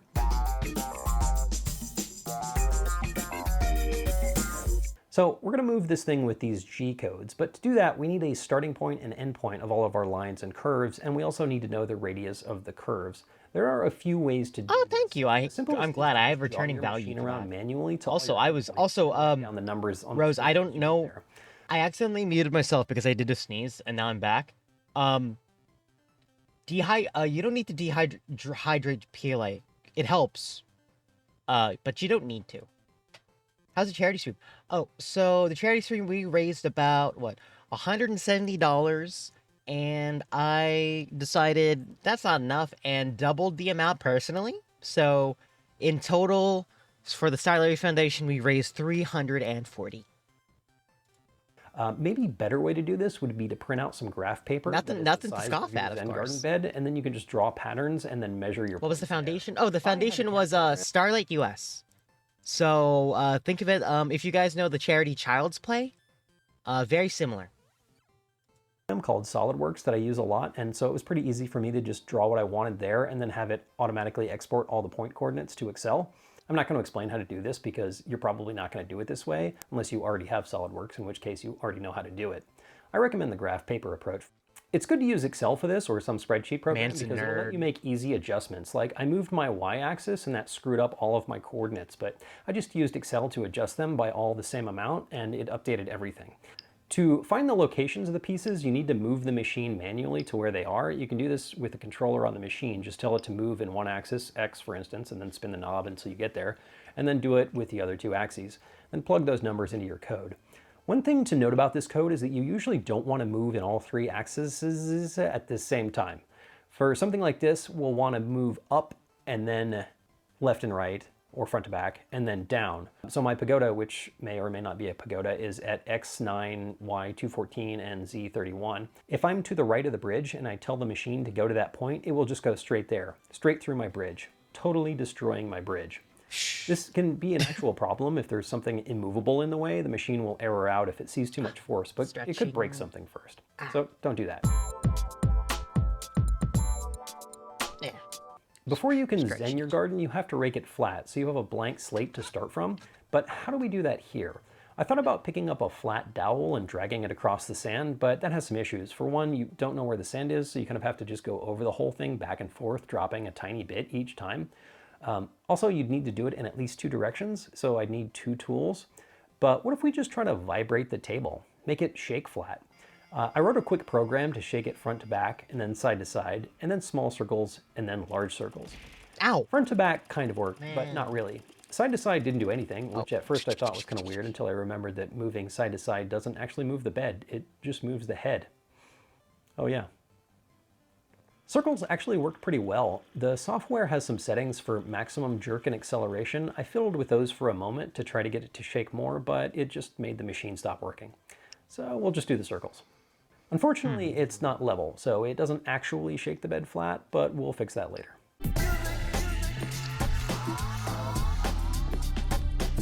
Okay, I think we're good to go. I have a flat-ish surface to start from. I have my points and my G-code. Before we go too nuts, I'm going to test this code by first tricking the machine into thinking it's down in the sand when it's actually much higher. To do this, whenever the machine is trying to find its Z0, I just press the micro switch on the back. Then it thinks it's down, but it's actually higher up. This way it'll just draw the patterns in the air, and I can make sure it's not going to do anything super unexpected. Unexpected movements will definitely ruin my zen. We'll also run it slow to be safe. Okay, here we go. That's it. That's really way too slow. All right, let's jack those speeds up. Hey, okay. Okay, it's doing its thing. It's making some lines. It's making some squiggles. Nice sound. Making the circles. I think we got it. Let's give it a real shot. I taped on a little pointy drawing finger here to draw on the sand. Let's see how it goes. Oh, it's doing it. It's making the lines. It's making the squiggles. Ooh. It's doing the circles. I can feel the zen.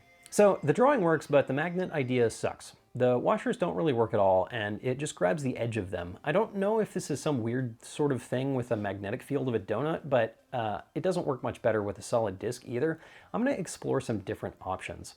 So out with the washers, which were glued in pretty well. I'm definitely gonna stab myself here. Oh, I just stabbed myself. Oh. Oh, there's blood. No. I would ideally like a mechanism that has a positive grasp, something more significant than some invisible force. I'm a mechanical engineer. I like things to be mechanical so that I can see them and understand them.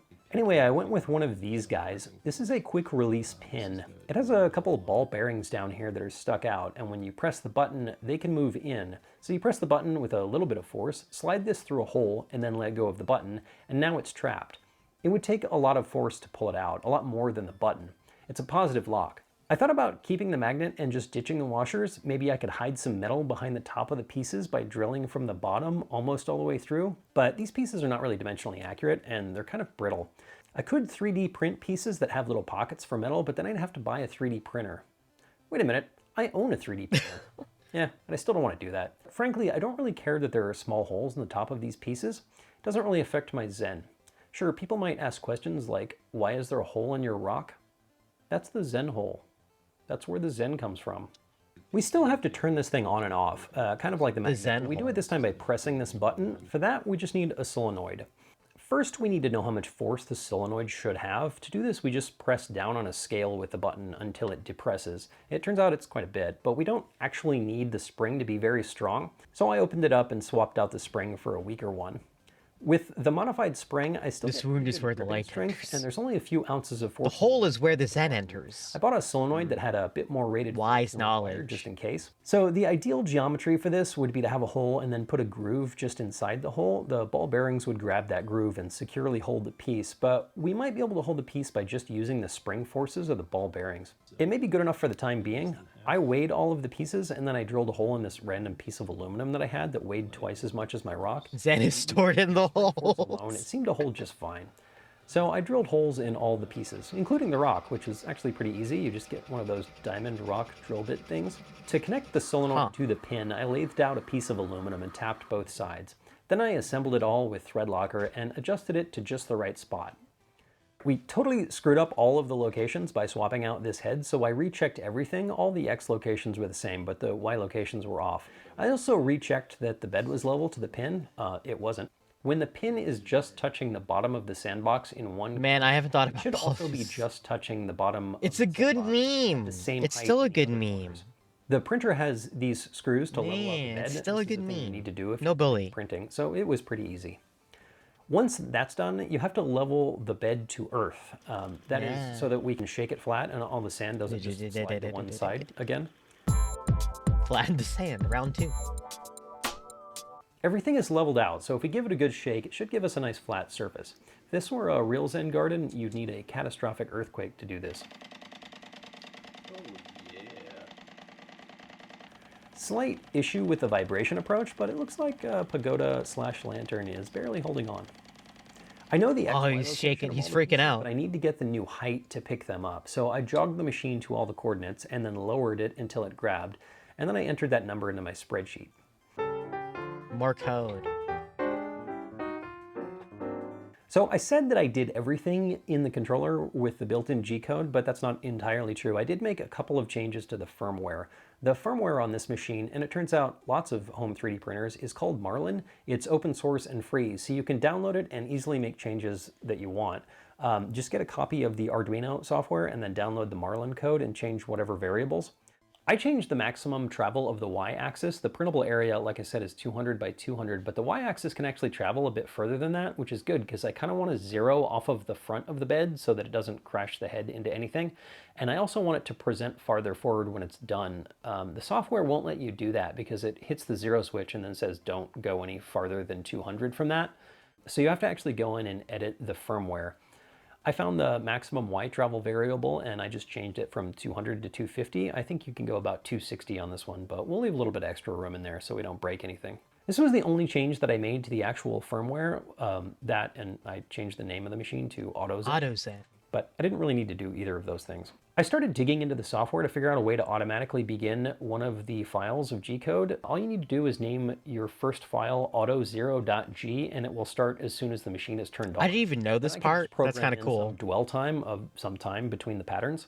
I don't want it going off in the middle of the night. Getting woken up in the middle of the night by a robot is definitely not going to help me be calm and centered. I added a light sensor so it knows not to continue to the next pattern if it's dark. This is pretty easy. You can buy a light sensor that just has an adjustable on or off output based on the amount of light it sees. You just adjust the screw to your light level and then plug it into one of the extra inputs. There is a G-code that just checks for a pin and waits until it sees a voltage. I decided while working on this that it wasn't quite zen enough. It has colors and wires and plastic everywhere. So I took some time messy, not very zen. I moved the controller to the back. I painted some parts black. I tried to make it a little more simple and a little more, you know, zen. I also got rid of these ugly gutter tube looking things. I hate these things. I got tired of looking at the terrible Z-axis motor mount, so I totally redesigned it. I added pulleys and a belt, and I made the mount much stiffer. I just had to swap a couple of wires going to the motor to get it to turn the opposite direction since it was flipped upside down. And I feel like this thing is taking considerably more time than I thought it would. Like, I could have built an actual full-size Zen garden in my yard by now, but then I'd have to draw the lines, and maybe I could tape a rake to a Roomba and then have it go in a certain pattern. Okay, so we have all our points, again. We have all our G-code, again. We have all our pieces. We have our picker upper thinger. The sand is flat. Let's do this. I should do that thing again where I test at a higher Z height, but I'm feeling pretty confident about this one, so we'll just press the go button. Aw, look at it go. Yeah, there it is. I didn't mention this before, but a nice bonus of using this pin to pick up and move the pieces is that I can just use it to draw in the sand too. Before with the electromagnet, I had to pick up a little pointed piece because I couldn't make the extension on the electromagnet long enough without losing too much magnetism. Maybe could have fixed this with a stronger electromagnet, or I possibly could have wound my own narrow magnet, but I like this better. The pin has a small hole in the end that I didn't want clogged with sand, so I plugged it with a tiny bit of JB Quick and sanded it flat. There is the concern of having a little bit of sand particles stuck on the pin, which could cause some issues picking up the pieces, but I found a fix for that. There were a couple issues with the drawing. I love that it just cleans up the brush. There is a circle that is not quite concentric, this one here. What happened is I told the machine to go clockwise from this point to this point with a radius of 60.5 millimeters. But there are actually two different ways to get there with that radius. To fix this, I just went into the G-code and told it to specifically go around a defined center point. The other small issue is that the end of the circles have sand piled up where the pin just stopped and went straight up. This is no good. We need the pin to gradually rise out of the sand at the end. This was super easy to do. I just told it after every circle to do the same circle again while moving up. Ooh. So it just does every circle twice, but it ends the second one higher. Very zen. So very relaxing. We still need to move and I'm place so the pieces relaxed. onto the board. We have the locations. We have the solenoid on and off coded using the fan code since we have it plugged into the fan socket. Now we can do a test just moving the pieces. Again, I did a test with the pin higher. I tricked the machine into thinking it was at Z0 when it was higher, just like I did before. And it's good that I did, because the first movement went from home to the first XYZ location. Remember when I said you should move in Z first and then XY? Well, I forgot to do that. If I hadn't done the test at the higher Z, the pin would have crashed into the bed, into the sandbox, possibly breaking the sandbox, the mounting head, shorting the electronics, and then setting my entire house on fire. There were a few iterations on the piece place test. I had to adjust the pickup and drop off height a few times to get the parts to actually get picked up and to make sure they got dropped off too. They got stuck a couple of times because I didn't do a great job at drilling these. I kind of need to redo them. I programmed in a little shaky. I love the little wiggle. The pieces didn't want to come off, and this came in useful a couple of times. But I did finally get it programmed to consistently pick up and drop off all the pieces. It's so Last cool thing, now. all the code together and run it. All the parts work, so altogether it should do its thing. We got lines, we got circles, we've got a pagoda / lantern, a bridge, a rock. Success. Autonomous Zen garden. I feel so relaxed. I love it. Calmness, and serenity. Look at and that. this is just one pattern. We know the location of the pieces, so we can program the machine to go back and move them back to their tray, shake the bed flat, and then draw whatever we want. You want more squiggles? Squiggle it up. You want more circles? You can draw pictures. You can draw whatever you... Oh, that is not... It's pretty great, but it could be a little bit better. I got some new pieces so that I can do a better job of drilling them. In fact, I might just machine out pieces of plastic with grooves so that the grabber can more consistently pick up and drop them off. I was also thinking about adding another axis. Since you're not using your extruder, you have an extra axis to work with. There's actually an extra one already. This board can control 2 extruders. The extruders are just stepper motors that move the filament in when you're doing actual 3D printing. Anyway, this means that you can put a stepper motor on the end of your grabber. I started to do this back when I was using that electromagnet. That's what this guy is. With this control, you can also rotate the tool while it's moving, so you can use this one ring to draw several circles at once. This will vastly improve the efficiency of your autonomous Zen garden. But even without it, it's still doing spectacular gardening. Look at those lines, those curves. An autonomous Zen garden will give you precision that no human could dream of. Compare that to other people's Zen gardens. Look at those ugly squiggles. What is that? We don't have that. We have geometric accuracy to the fraction of a millimeter. With this kind of technology, you can achieve total peace and serenity, all while doing other things. A new level of calmness, oneness, with literally no effort, except for the effort to like build it and then program it and clean it up and fix it. I wasted a lot of time. I genuinely love it because it's just so... Will I build next? I don't know. I do know, actually. It's right in there. But if you want to find out, hit that subscribe button and follow along. Be sure to like and share and all that other stuff, and I'll see you next time. It's so cute. I love it. But he does a lot of other car videos. I just thought that one in particular was very interesting. All right, let's see what this video is. Ah! Oh, this one's long. Oh my. Actually, if it's that long, hold on. I'm gonna post this in, in the server. I changed things up. So there's a new channel that's just labeled stuff Almo thinks is neat, and those have videos that are too long for Finding Out Friday, but still interesting. I also posted the latest folding IDs video in there as well if you're interested. So unfortunately, I don't think we have enough time for this one. Especially because I actually need to go to bed in like 20 minutes. So, we're gonna keep watching though. We're gonna, I have all these in like a list, so we were just gonna like build them up and keep watching them. So are we gonna do that next week? We probably will do it next week. But for tonight, not today. I end up playing one of the games he mentions in that vid on stream. Nice. All right. So, here's another video, which I thought was fun. This one's from Answers in Progress. They do a lot of good, like, educational content. You need to go to bed? Oh, it's okay. Have a good rest of your sleepies. Good night. So, this one is a topic about why it took 200,000 years to invent the wheel, which is, you know, it's a very interesting topic. It's a very simple topic, but it's a very simple topic with very simple answers. Don't reinvent the wheel. Don't tell me what to do. In this video, I figure out why it took humanity so long to invent the wheel and see if these two can do it in a day. Run me over. This is a big problem for me. It worked! But first, I want to thank IBM for sponsoring this portion of the video. Now, when you think about the future of business and technology, you might think of faster computers and stacks of code. But that alone isn't going to solve our big problems. You see, we need to combine those things with creativity. Now, I'm not talking about creativity in Old man sense of sponsor. artists and musicians. Boomer sponsor. No, I'm talking about developers, IBM. data scientists, and visionaries who are creatively applying technology in business to drive change. IBM calls them new creators. But what does that actually mean?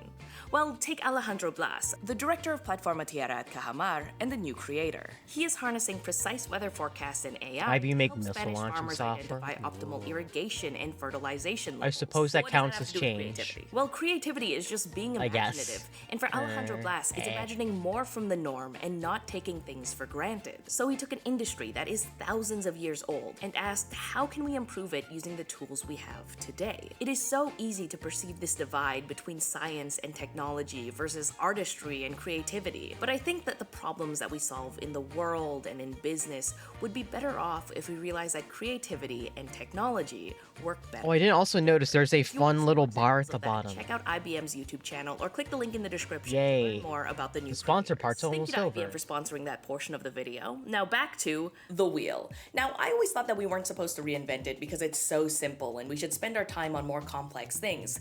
But no, it turns out the wheel was pretty hard to make. Parts of humanity were already in the Bronze Age, casting metal alloys, building sailboats, tuning their harps before we had the wheel. Those things sound more complex, so why did the wheel take so long? To figure it out, I wanted to rewind back to an age of ignorance and naivety, but that is really hard to do because time travel doesn't exist and wheels are everywhere. So I got the next best thing.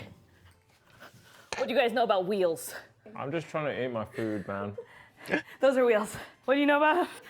We're making wheels. Okay, okay. Relax, relax.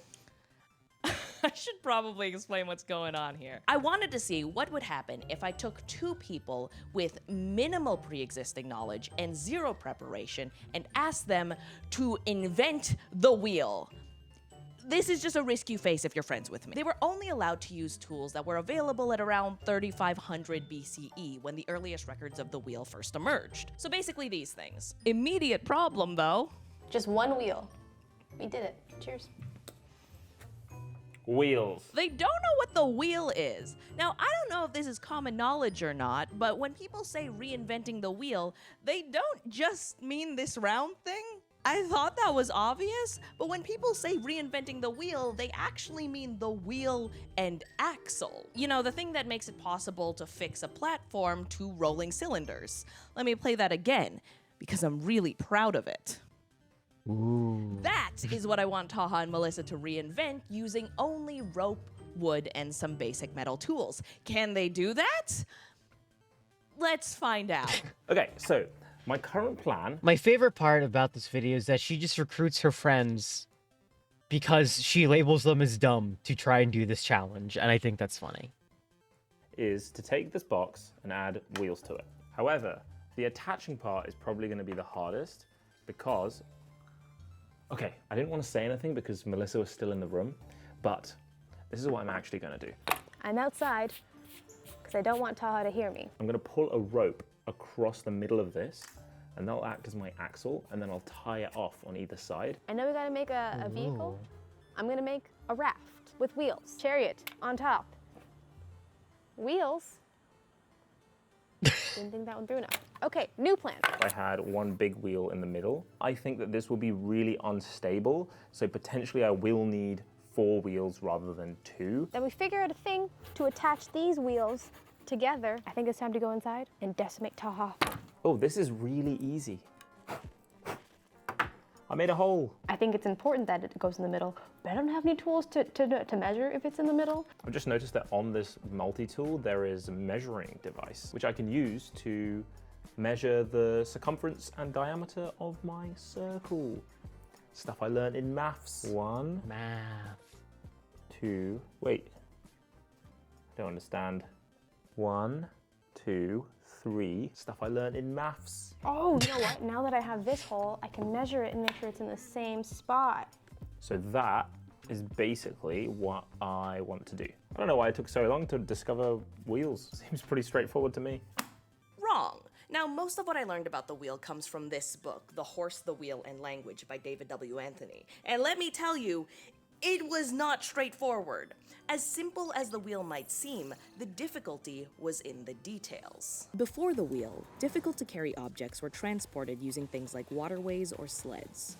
In order to replace those options, the wheel needed to be more effective and easier to use. This is where things get tricky because creating an efficient, moving, load-bearing wheeled vehicle is deceptively difficult. It seems there were two approaches to the problem. Fix the axle to the wheel and let them spin together, or fix the axle to a platform and allow the wheel to spin freely. Early examples of the spinning axle and wheel come from the Alps. The ends of the axle were square and plugged into the wheels, but the middle of the axle was cylindrical, allowing it to revolve under the wagon. This design was relatively easy to make, but it created a lot of drag which lowered its efficiency. And that is probably why the fixed axle with free spinning wheel design was more common in history. This design called for a lot of precision work, from a perfectly round axle to a wheel fit loose enough to turn, but snug enough not to wobble. Things like naves or hubs helped with the stability, but the technical accuracy needed to build it well was likely a major speed bump towards the invention of the wheel. So you need to know that when it comes to a well-designed wheel, Part is the need for the wheel. Yeah, that's also true. Wing it. It needs to be, the wheel needs to be more efficient than the current methods to get stuff over for people to adopt it. That's just kind of how it all goes, you know? The toddler to draw a car. Wait a second. I just realized something. My current plan attaches these all together. If the wheel actually rolls, the whole thing will roll. Thinking. Killer. You're nailing it. Good job, bud. I think I've done it. This is connected to this. So now, I just need to do it again. But a couple of problems I've ran into. I did not leave enough room. He's got these connected. Hey, buddy. How's it going? It's going great. Got my wheel. It's going. You also have a very impressive hole. That's spinning. And it spins. I was thinking like I need another one here, but it doesn't fit. So that's a future issue. I think I've had a breakthrough.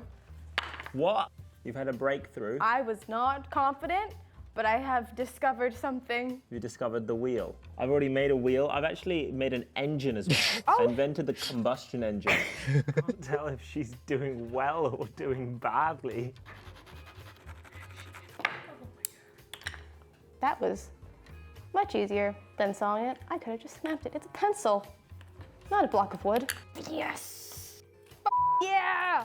I can't say that! It worked! I need to add another wheel. I don't know how. You know what? What I have made is a horse-drawn carriage. Maybe I need 4 of them. I'm gonna make 2 more of these, and I'm gonna try it with this one and cut 4. Sabrina. What's up? I have a question. Hear me out. In the olden days, they would have had horses. If I create something that I can pull it along with, can I be the horse? This couldn't have gone better, but it also couldn't have gone worse. It's like I've scripted this. This is insane. Okay, I swear I didn't script anything. It's just that, well, Like, I love this. It's so note that cool. The thing that made the wheel go from a haha neat invention to a this is one of the most important things in the world is the fact that people didn't need to power it. We could transfer the work to animals. This also means that a major efficiency gain of the wheel was reliant on the domestication of oxen or horses, which could be another reason why it took so long. But anyway, this new possibility came with some challenges. The equipment used to attach an animal team to the wagon increased the weight and drag of the design. One way to correct for that was to use a strong but slim axle. By reducing the surface contact with the wheel, the cart would experience less drag. However, if the axle was too slim, it could bow or snap. An alternative was to remove a pair of wheels and make a cart. They experienced less drag and were easier to maneuver. They just had a lower carrying capacity. So, you see what I mean by this feels scripted, right? Like, Melissa had slim but strong axles, so she could make a wagon. But Taha couldn't figure out how to keep his vehicle structurally solid with multiple axles, so he made a cart. I just think it's neat that this happened entirely unintentionally. But now let's see which one's better. Neat. I think I'm supposed to have string. Did Taha steal it? Now, we do this. The wheels on the tractor go round and round. Am I right? All right, I'm gonna need some string, I think. He has it. I'm gonna get it from him. The concept of having modern people do basically traditional, like ancient experiments is very funny. Something. Now I just have to figure out how to connect them together. What I'm gonna do is tie them together with string. No! Look what happened. Oh. Sew them through the hole.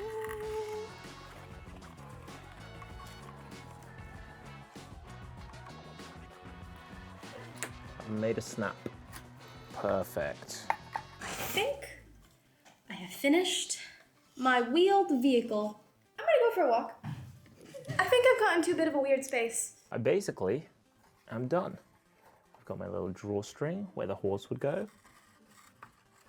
I've got my little guy. Wait, I have one last thing to add. So Part of this makes me feel like I made something. I have no. part of this, like, I think it's funny because it makes me think of like I don't know, like a topic we do, like you would do in like, I don't know, like middle school, like social studies or something about the wheel. And it's like it feels like the same format or something. Idea how Taha is doing? I hope he's doing okay. I've made my guy. He's over here. His name's Terry.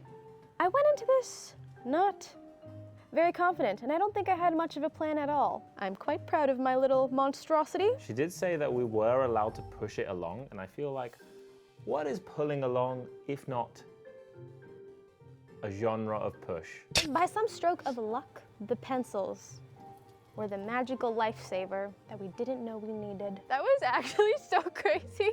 When I saw those pencils, I felt an actual light bulb go off in my head, and I thought I was the smartest thing I've ever done. I like this variable for different sized horses. Other than that, I had a vision and I set out to do has a it, face. and then I got it done. Sometimes In 4E terms, push, pull, and slide are all genres of force. and some people. Nerdy reference. This is a competition. Nerdy reference. Only one of you leaves this house alive. Make you make stuff against your will. So we'll see, but Taha and Terry are the dream team. Go Terry. I'll die for him. I will literally pass away. It's day 2. Time to see who is better. Can you close your eyes? Okay. No. Please. Okay. Ready? Open your eyes. Yours is bad. Oh, you got a little smiley face. You made a little tractor wheelbarrow situation. Yeah, it's Terry. Terry. Doesn't know what a tractor is. Whoa, how did you get the holes to be so big? Did you just Stabbed stab it it. with a pencil? Unless part of my part. No, I'm kidding. Did you use tools?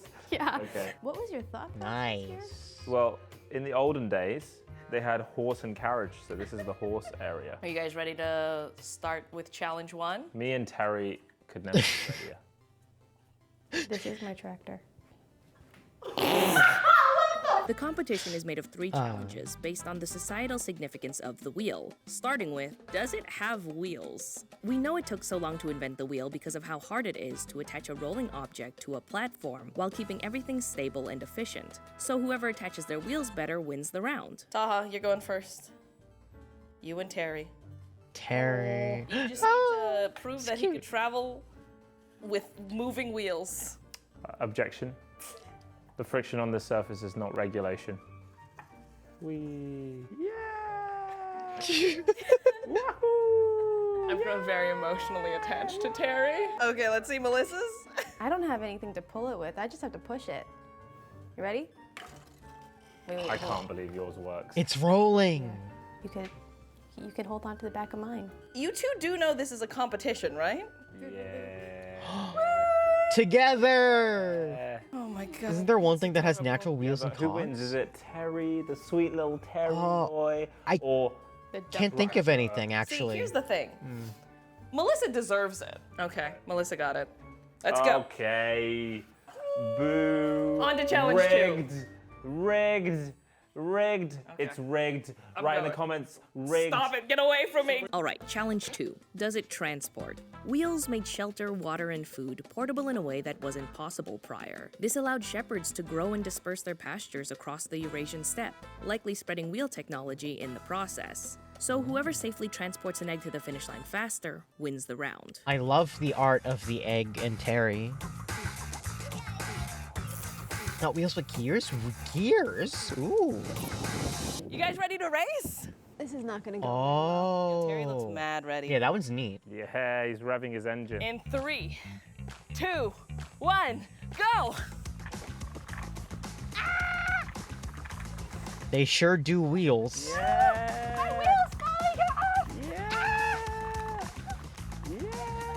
Oh, a wheel fell off. Aw.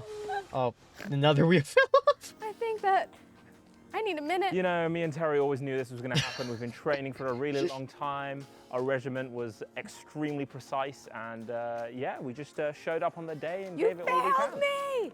I think we'll do even better next season. We've got some good sponsors lined up, and the funding's there. I think Terry's got it. Run me over. Time for the final round. Okay.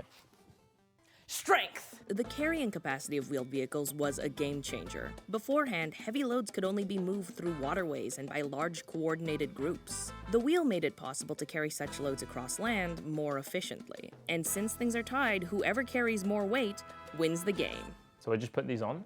Yeah. And whichever one breaks first is the loser? Correct. 102 grams. What a strong boy. I don't know if you're going to be able to fit more than 2 on there. So we will use a different method. What are you doing? What are you doing? What are you doing? What are you doing? Strong. Sag. I have the suspension. Terry's strong boy. Okay, I want to find more things to put on Terry. Would you like a bunch of applesauce? This seems ill-advised. Terry's butt is about to touch the ground. Oh. The moment Terry's tushy touches the ground, it's over. 1.8 kilograms. Can Terry do 2 kilograms? 2.06 kilograms. Go, Terry. Is nothing touching the floor yet? I'm suspicious of this. What? I guess he's always touching the floor at the front. Shall I lift him up? Okay. So all the weight is on the wheels now. Tried to sabotage my vehicle. I'm not confident in mine. I'm not confident in my system. All right. On the scale. I hope these wheels don't fall off again. I believe. All right. We got 112. 112. 228. Oh yeah. 340. This is the worst auction I've ever How attended. am I gonna put more? I love this because it's like an 8th grade. Yeah, that's what I said. It's like it's basically an 8th grade science project. I will say at this point, Terry was sagging a little. This thing looks like it could just keep going. How dare you? Say that to Terry's face. You can carry Terry as well. I admit defeat. Congratulations. Thank you, thank you. You have very soft hands, by the way. So, that is why it took humanity so long to invent the wheel, but also how even with advanced knowledge and tools, we can run into the same pitfalls and even arrive at the same conclusions as people thousands of years ago, which just goes to show that the saying might be true. Maybe we shouldn't reinvent the wheel. But what we should do is comment, like, subscribe, but either way, have a lovely day. So I love this channel just because there's just a lot of different questions and stuff about things to learn, you know? For example, like, you know, I read 700 years of history to fix my glasses. I cooked every type of garlic. Why you stopped reading as a kid? Why do people hate math is also good too. Like it's very good. It's very good. All of this is very good and I love them.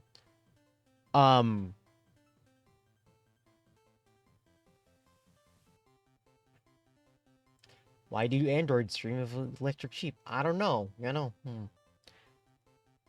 It's just very interesting stuff and just kind of also just things about like life in general that I thought was neat. Also the video, honestly, the video about New York pizza is also just really good. Actually, I think we have enough time to watch this one video and then I gotta go to sleep. We'll do this one because it's pizza. Like, who doesn't love pizza? What makes... Especially New York pizza, baby. We're gonna learn about New York pizza. Or however Iron Mouse says it, pizza. Classic Italian's better. Ooh. Strong words. Also, I need to change it because for some reason the font opacity always turns into 50% and I don't know why. Anyway, pizza. Makes New York City pizza so special. Oh my god. To find out, I love how she says Borgar. Water over the border Borgar. and into my kitchen to see if my friends could tell the difference. Ooh! It tastes pizzery. Thank you to Google for sponsoring a portion of today's video. I'm gonna I start off this video by saying I love pizza. I think I start a lot of my videos off by saying I love the thing that I'm talking about. But truly, how can you not love pizza? And apparently, New York City has some of the best pizza in the world. Pizza. And I wanna know why. Is this just an excuse to go to New York and eat a whole bunch of pizza? Maybe, but it's all for the name of science. So in this video, let's figure out why New York pizza is so good. I think this is gonna be the best research montage ever. Can I just get one slice of cheese pizza, please? Thank you. You want a slice? Can I just get one slice of cheese pizza? One slice of cheese pizza, please? Can I just get one slice of cheese pizza? Made it just in the nick of time to get the last slice. I've already had a bite, and I can say it is good. I tried a lot of pizza places and talked to as many people as I could to figure out why New York... Well, how she has like a rating system for each one. New York City, and we're talking about our best pizza spots. This is a thin crust. You're not cutting it with a knife and fork. It's crisp, but it's also chewy. It just gives you a perfect pie. That's what New York is about. One of the best places. Wait, when are we gonna stop? I need to go, but after this one, so 11-ish. I'm a New Yorker now. Oh my god. It's so good. I need to. So I want good pizza now. Because I need a break from pizza. Well, we thank Google for sponsoring this portion of today's video. Thank you, So I'm in New Google. York, and I've been trying to find small pizza businesses. Honestly, it's easier to get interviews. But seriously, I like supporting small businesses because you can actually get to know the people that you're buying from. Like female restaurateurs in a traditionally male-dominated field, or store owners who make it clear that everyone is welcome. And if that sounds like something you like too, I've got some good news for you. The team at Google have made it a goal to help people better find businesses they want to support. Here's two of my favorites. In the US, businesses can identify as Black-owned, Latino-owned, and/or women-owned, which can make it easier for us to support diverse entrepreneurs.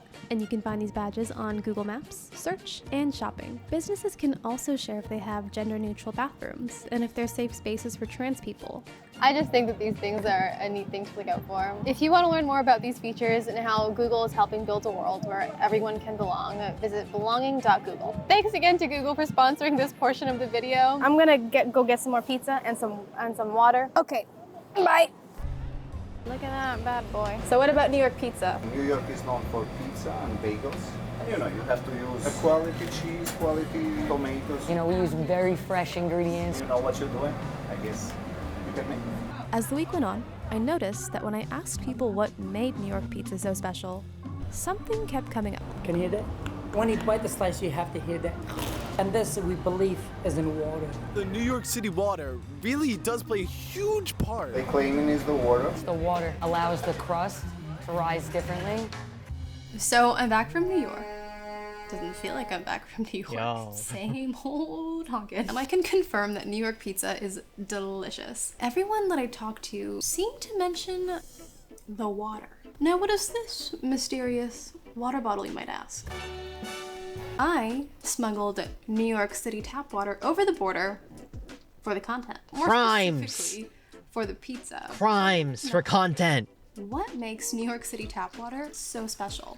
90% of New York City's tap water actually comes from the Catskill, Delaware watersheds, and that provides notably soft water. For our purposes, water hardness basically refers to the amount of dissolved calcium and magnesium in the water. New York City's can be around 30 milligrams per liter, but Toronto's, where I'm from, is around 117 milligrams per liter. Now, there isn't anything dangerous about this. Both of these are within safe ranges for us to eat and drink. But according to some articles that I found, and basically everyone in New York City, the mineral composition can actually change the way that the dough tastes. So I'm gonna make two pizzas. One with my smuggled tap water, and the second tap water from Toronto. And then we're gonna see if we can taste a difference. To make a New York style pizza, you need a thin, crispy crust, tomato sauce, and cheese. Let's start with the dough. The fluffy and chewiness of a pizza crust, and you know those little air pockets under the sauce? That is all caused. What if you made pizza using D2O? Gluten is formed when you mix flour. I feel like you died. And it forms this web. Just thinking about it. I'm guessing you would maybe die. The dough with these pushes and pulls that you see I'm doing here. But another thing that impacts this web is water hardness. Water that's really soft leads to weak gluten development, and then you'll get a dough that's kind of droopy and sticky. And then if you have water that's too hard, it tightens the gluten and it makes it chewy and kind of rubbery. So apparently, New York City tap water is this perfect in-between. It should result in a tender but chewy crust. Okay, so these doughs need to rest Let's move on to the other parts of the pizza. For the cheese, we're gonna be using some low moisture mozzarella. Some people like to add a little bit of pecorino or Parmesan on top. I think it's controversial. I liked it with it. It's gonna be good regardless. It would be 11% heavier. Make some homemade tomato sauce, and it's apparently gotta be slightly sweet. Oh, what if you did it with like heavy My water? pizza dough here, it is risen. What if you made it with reverse osmosis water? Pizza, but I feel like that tastes terrible. friends, because, well, hold on. New York pizza! We want the pizza! This is too intense! I came from London. I'm here for the pizza. What are we doing? Let's make some pizza. Some pizza! Pizza! Look at these Gremlins. So this is the New York one. Friendly gremlin energy. Toronto dough bag. Oh no, this isn't supposed to happen. I'm gonna poke it. This is not what I expected. This is what Tony did. He like put flour on top, and then he like pushed out a crust. So much flour. That looks pretty good. That's a big lump. Oh no, it's not gonna be round anymore. Guys, I'm so excited for you to try this sauce. It's actually delicious. She made the tomato sauce by hand, gigantic though. slice of cheese. The amount of love and put into this experiment, I appreciate. Describe the odor of the cheese. It smells like cheese to me. Can you describe the odor of the cheese? I can't smell it. Come down here. Oh. It smells sad. Sad? Kind of like a foot that's been at some place. Yeah. It's so bland and smells of feet. Well, we're gonna bake it now. In like a pizza oven, it's like 500 to 600 degrees. This is dough number 2. This is Toronto dough. It's a little bit harder to stretch. Did you know that New York pizzas are supposed to be 18 inches big? What oven can fit an 18-inch pizza at home? A 19-inch oven. I just do that. True. Boom. Oh my god. So sad. Ready for the oven. Alrighty. Now we wait. Such big slices of mozzarella. Watch her make these pizzas for 4 hours. I have 2 waters for you. Pokeball. Figure out which A little one's bit, yeah. Okay, and this is the only thing that's different between the pizzas. Yes. I'm so worried I'm gonna get this wrong. It tastes of water. Tastes of pipes. It's wet. Do I have to guess? What? Calling it Toronto, New York. I think this is New York water. No! New York, your water is terrible. Toronto water is whack. So we couldn't tell the difference between the way New York water and Toronto water tastes. But what about the pizzas? All right. Now I present to you pizza. Okay. You may eat it. On looks alone, I You may eat it. definitely cannot tell the difference between these two pieces. They could plausibly be 2 slices from the same pizza. This is firmer.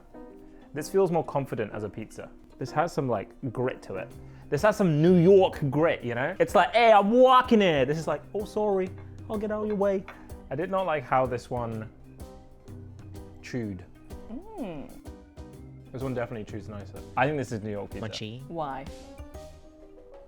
It tastes better. No, it tastes pizzery. This is more pizzery and this is more bready. Do I know which one is New York and which one isn't? Absolutely not. But did I enjoy this one more? Absolutely. The one you enjoyed more was the New York pizza. Yeah! Yeah, this was nicer. With the sauce and the cheese, I couldn't really tell the difference. Alrighty, you ready for pizza? Yes. This one seems greasier. Seems like it absorbed a lot more oil. These are both pizzas. Oh, I'm gonna test the floppiness. Ooh, look at that. That's a perfect arch. Look at this, uneven. ASMR. Seems bubblier. This crust seems a lot fluffier than this It's a one. great local chain in Toronto called flat. Comedy Center. Doesn't seem like it's risen as much. Now I want pizza. It's good. It's so room temperature. The sauce is good. The flavor of the cheese is like so dominant on both of these that I can't get a flavor difference there. We're going to the crust. Needed to pull it. Very chewy. This one has higher potential. It feels like a premium breadstick, you know? You go to the good Olive Garden. I've never had a New York slice before. Never been to New York. Love the accent. Hate the water. By my knowledge, harder water, which I know that Toronto has, tends to like increase the toughness in the dough. So just based off of like the structure of this bread and just like the toughness of eating it, I'm assuming this one is the Toronto one and this is the New York one. Yes! I love how she looks like is expecting the answer. She's like, What are you guys doing back there and giggling? Alrighty, pizza. Are your pizzas? Based off looks alone. Okay. Which one's which? New York, New York. I made both of them. They look the same. Okay, this one feels softer. I really destroyed this crust. It looks like, looks like an animal came to attack it. They look like exactly the same. You're right, it was cold. Very room temperature. They taste exactly the same. Okay, Melissa, I have something to admit to you. They are the same pizza. They're the same pizza? Pizza. I know which one it is. Oh, you do? Which one? This one is the New York pizza. This one's the Toronto pizza. It's because I recognize the cheese pattern. She's a little freak. Does this taste like New York pizza?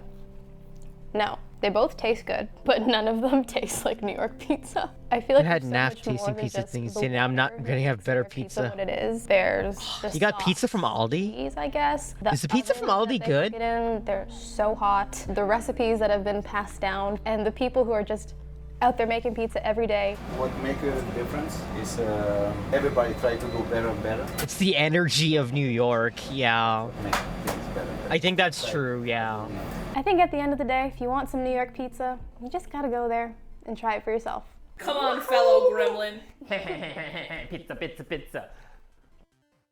The energy of their content is so good, and I love it so much. I was like, Okay, what would... whoopsie.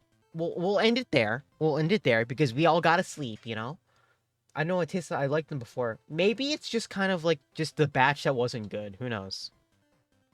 Anyway, thank you guys for tuning in. I very much appreciate it. Very glad to have you guys, you know, see vids that I thought were neat. And of course, if you want to submit your own, you can do so in the Discord. Please do. Actually, we are kind of running a little bit low. Just a little bit. And of course, see you guys next week. Make sure you guys save before you go and have a wonderful rest of your day. Or night. Good night if it is your night. Good night, good night, good night. Good night.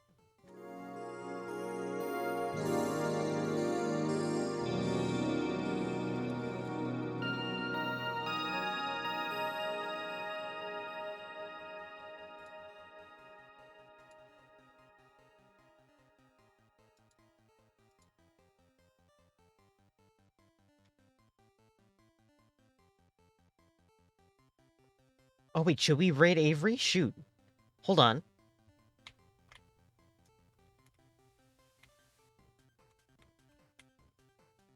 Yo, can we do that? Let's raid. Oh. Yes, we can raid Avery. Let's go.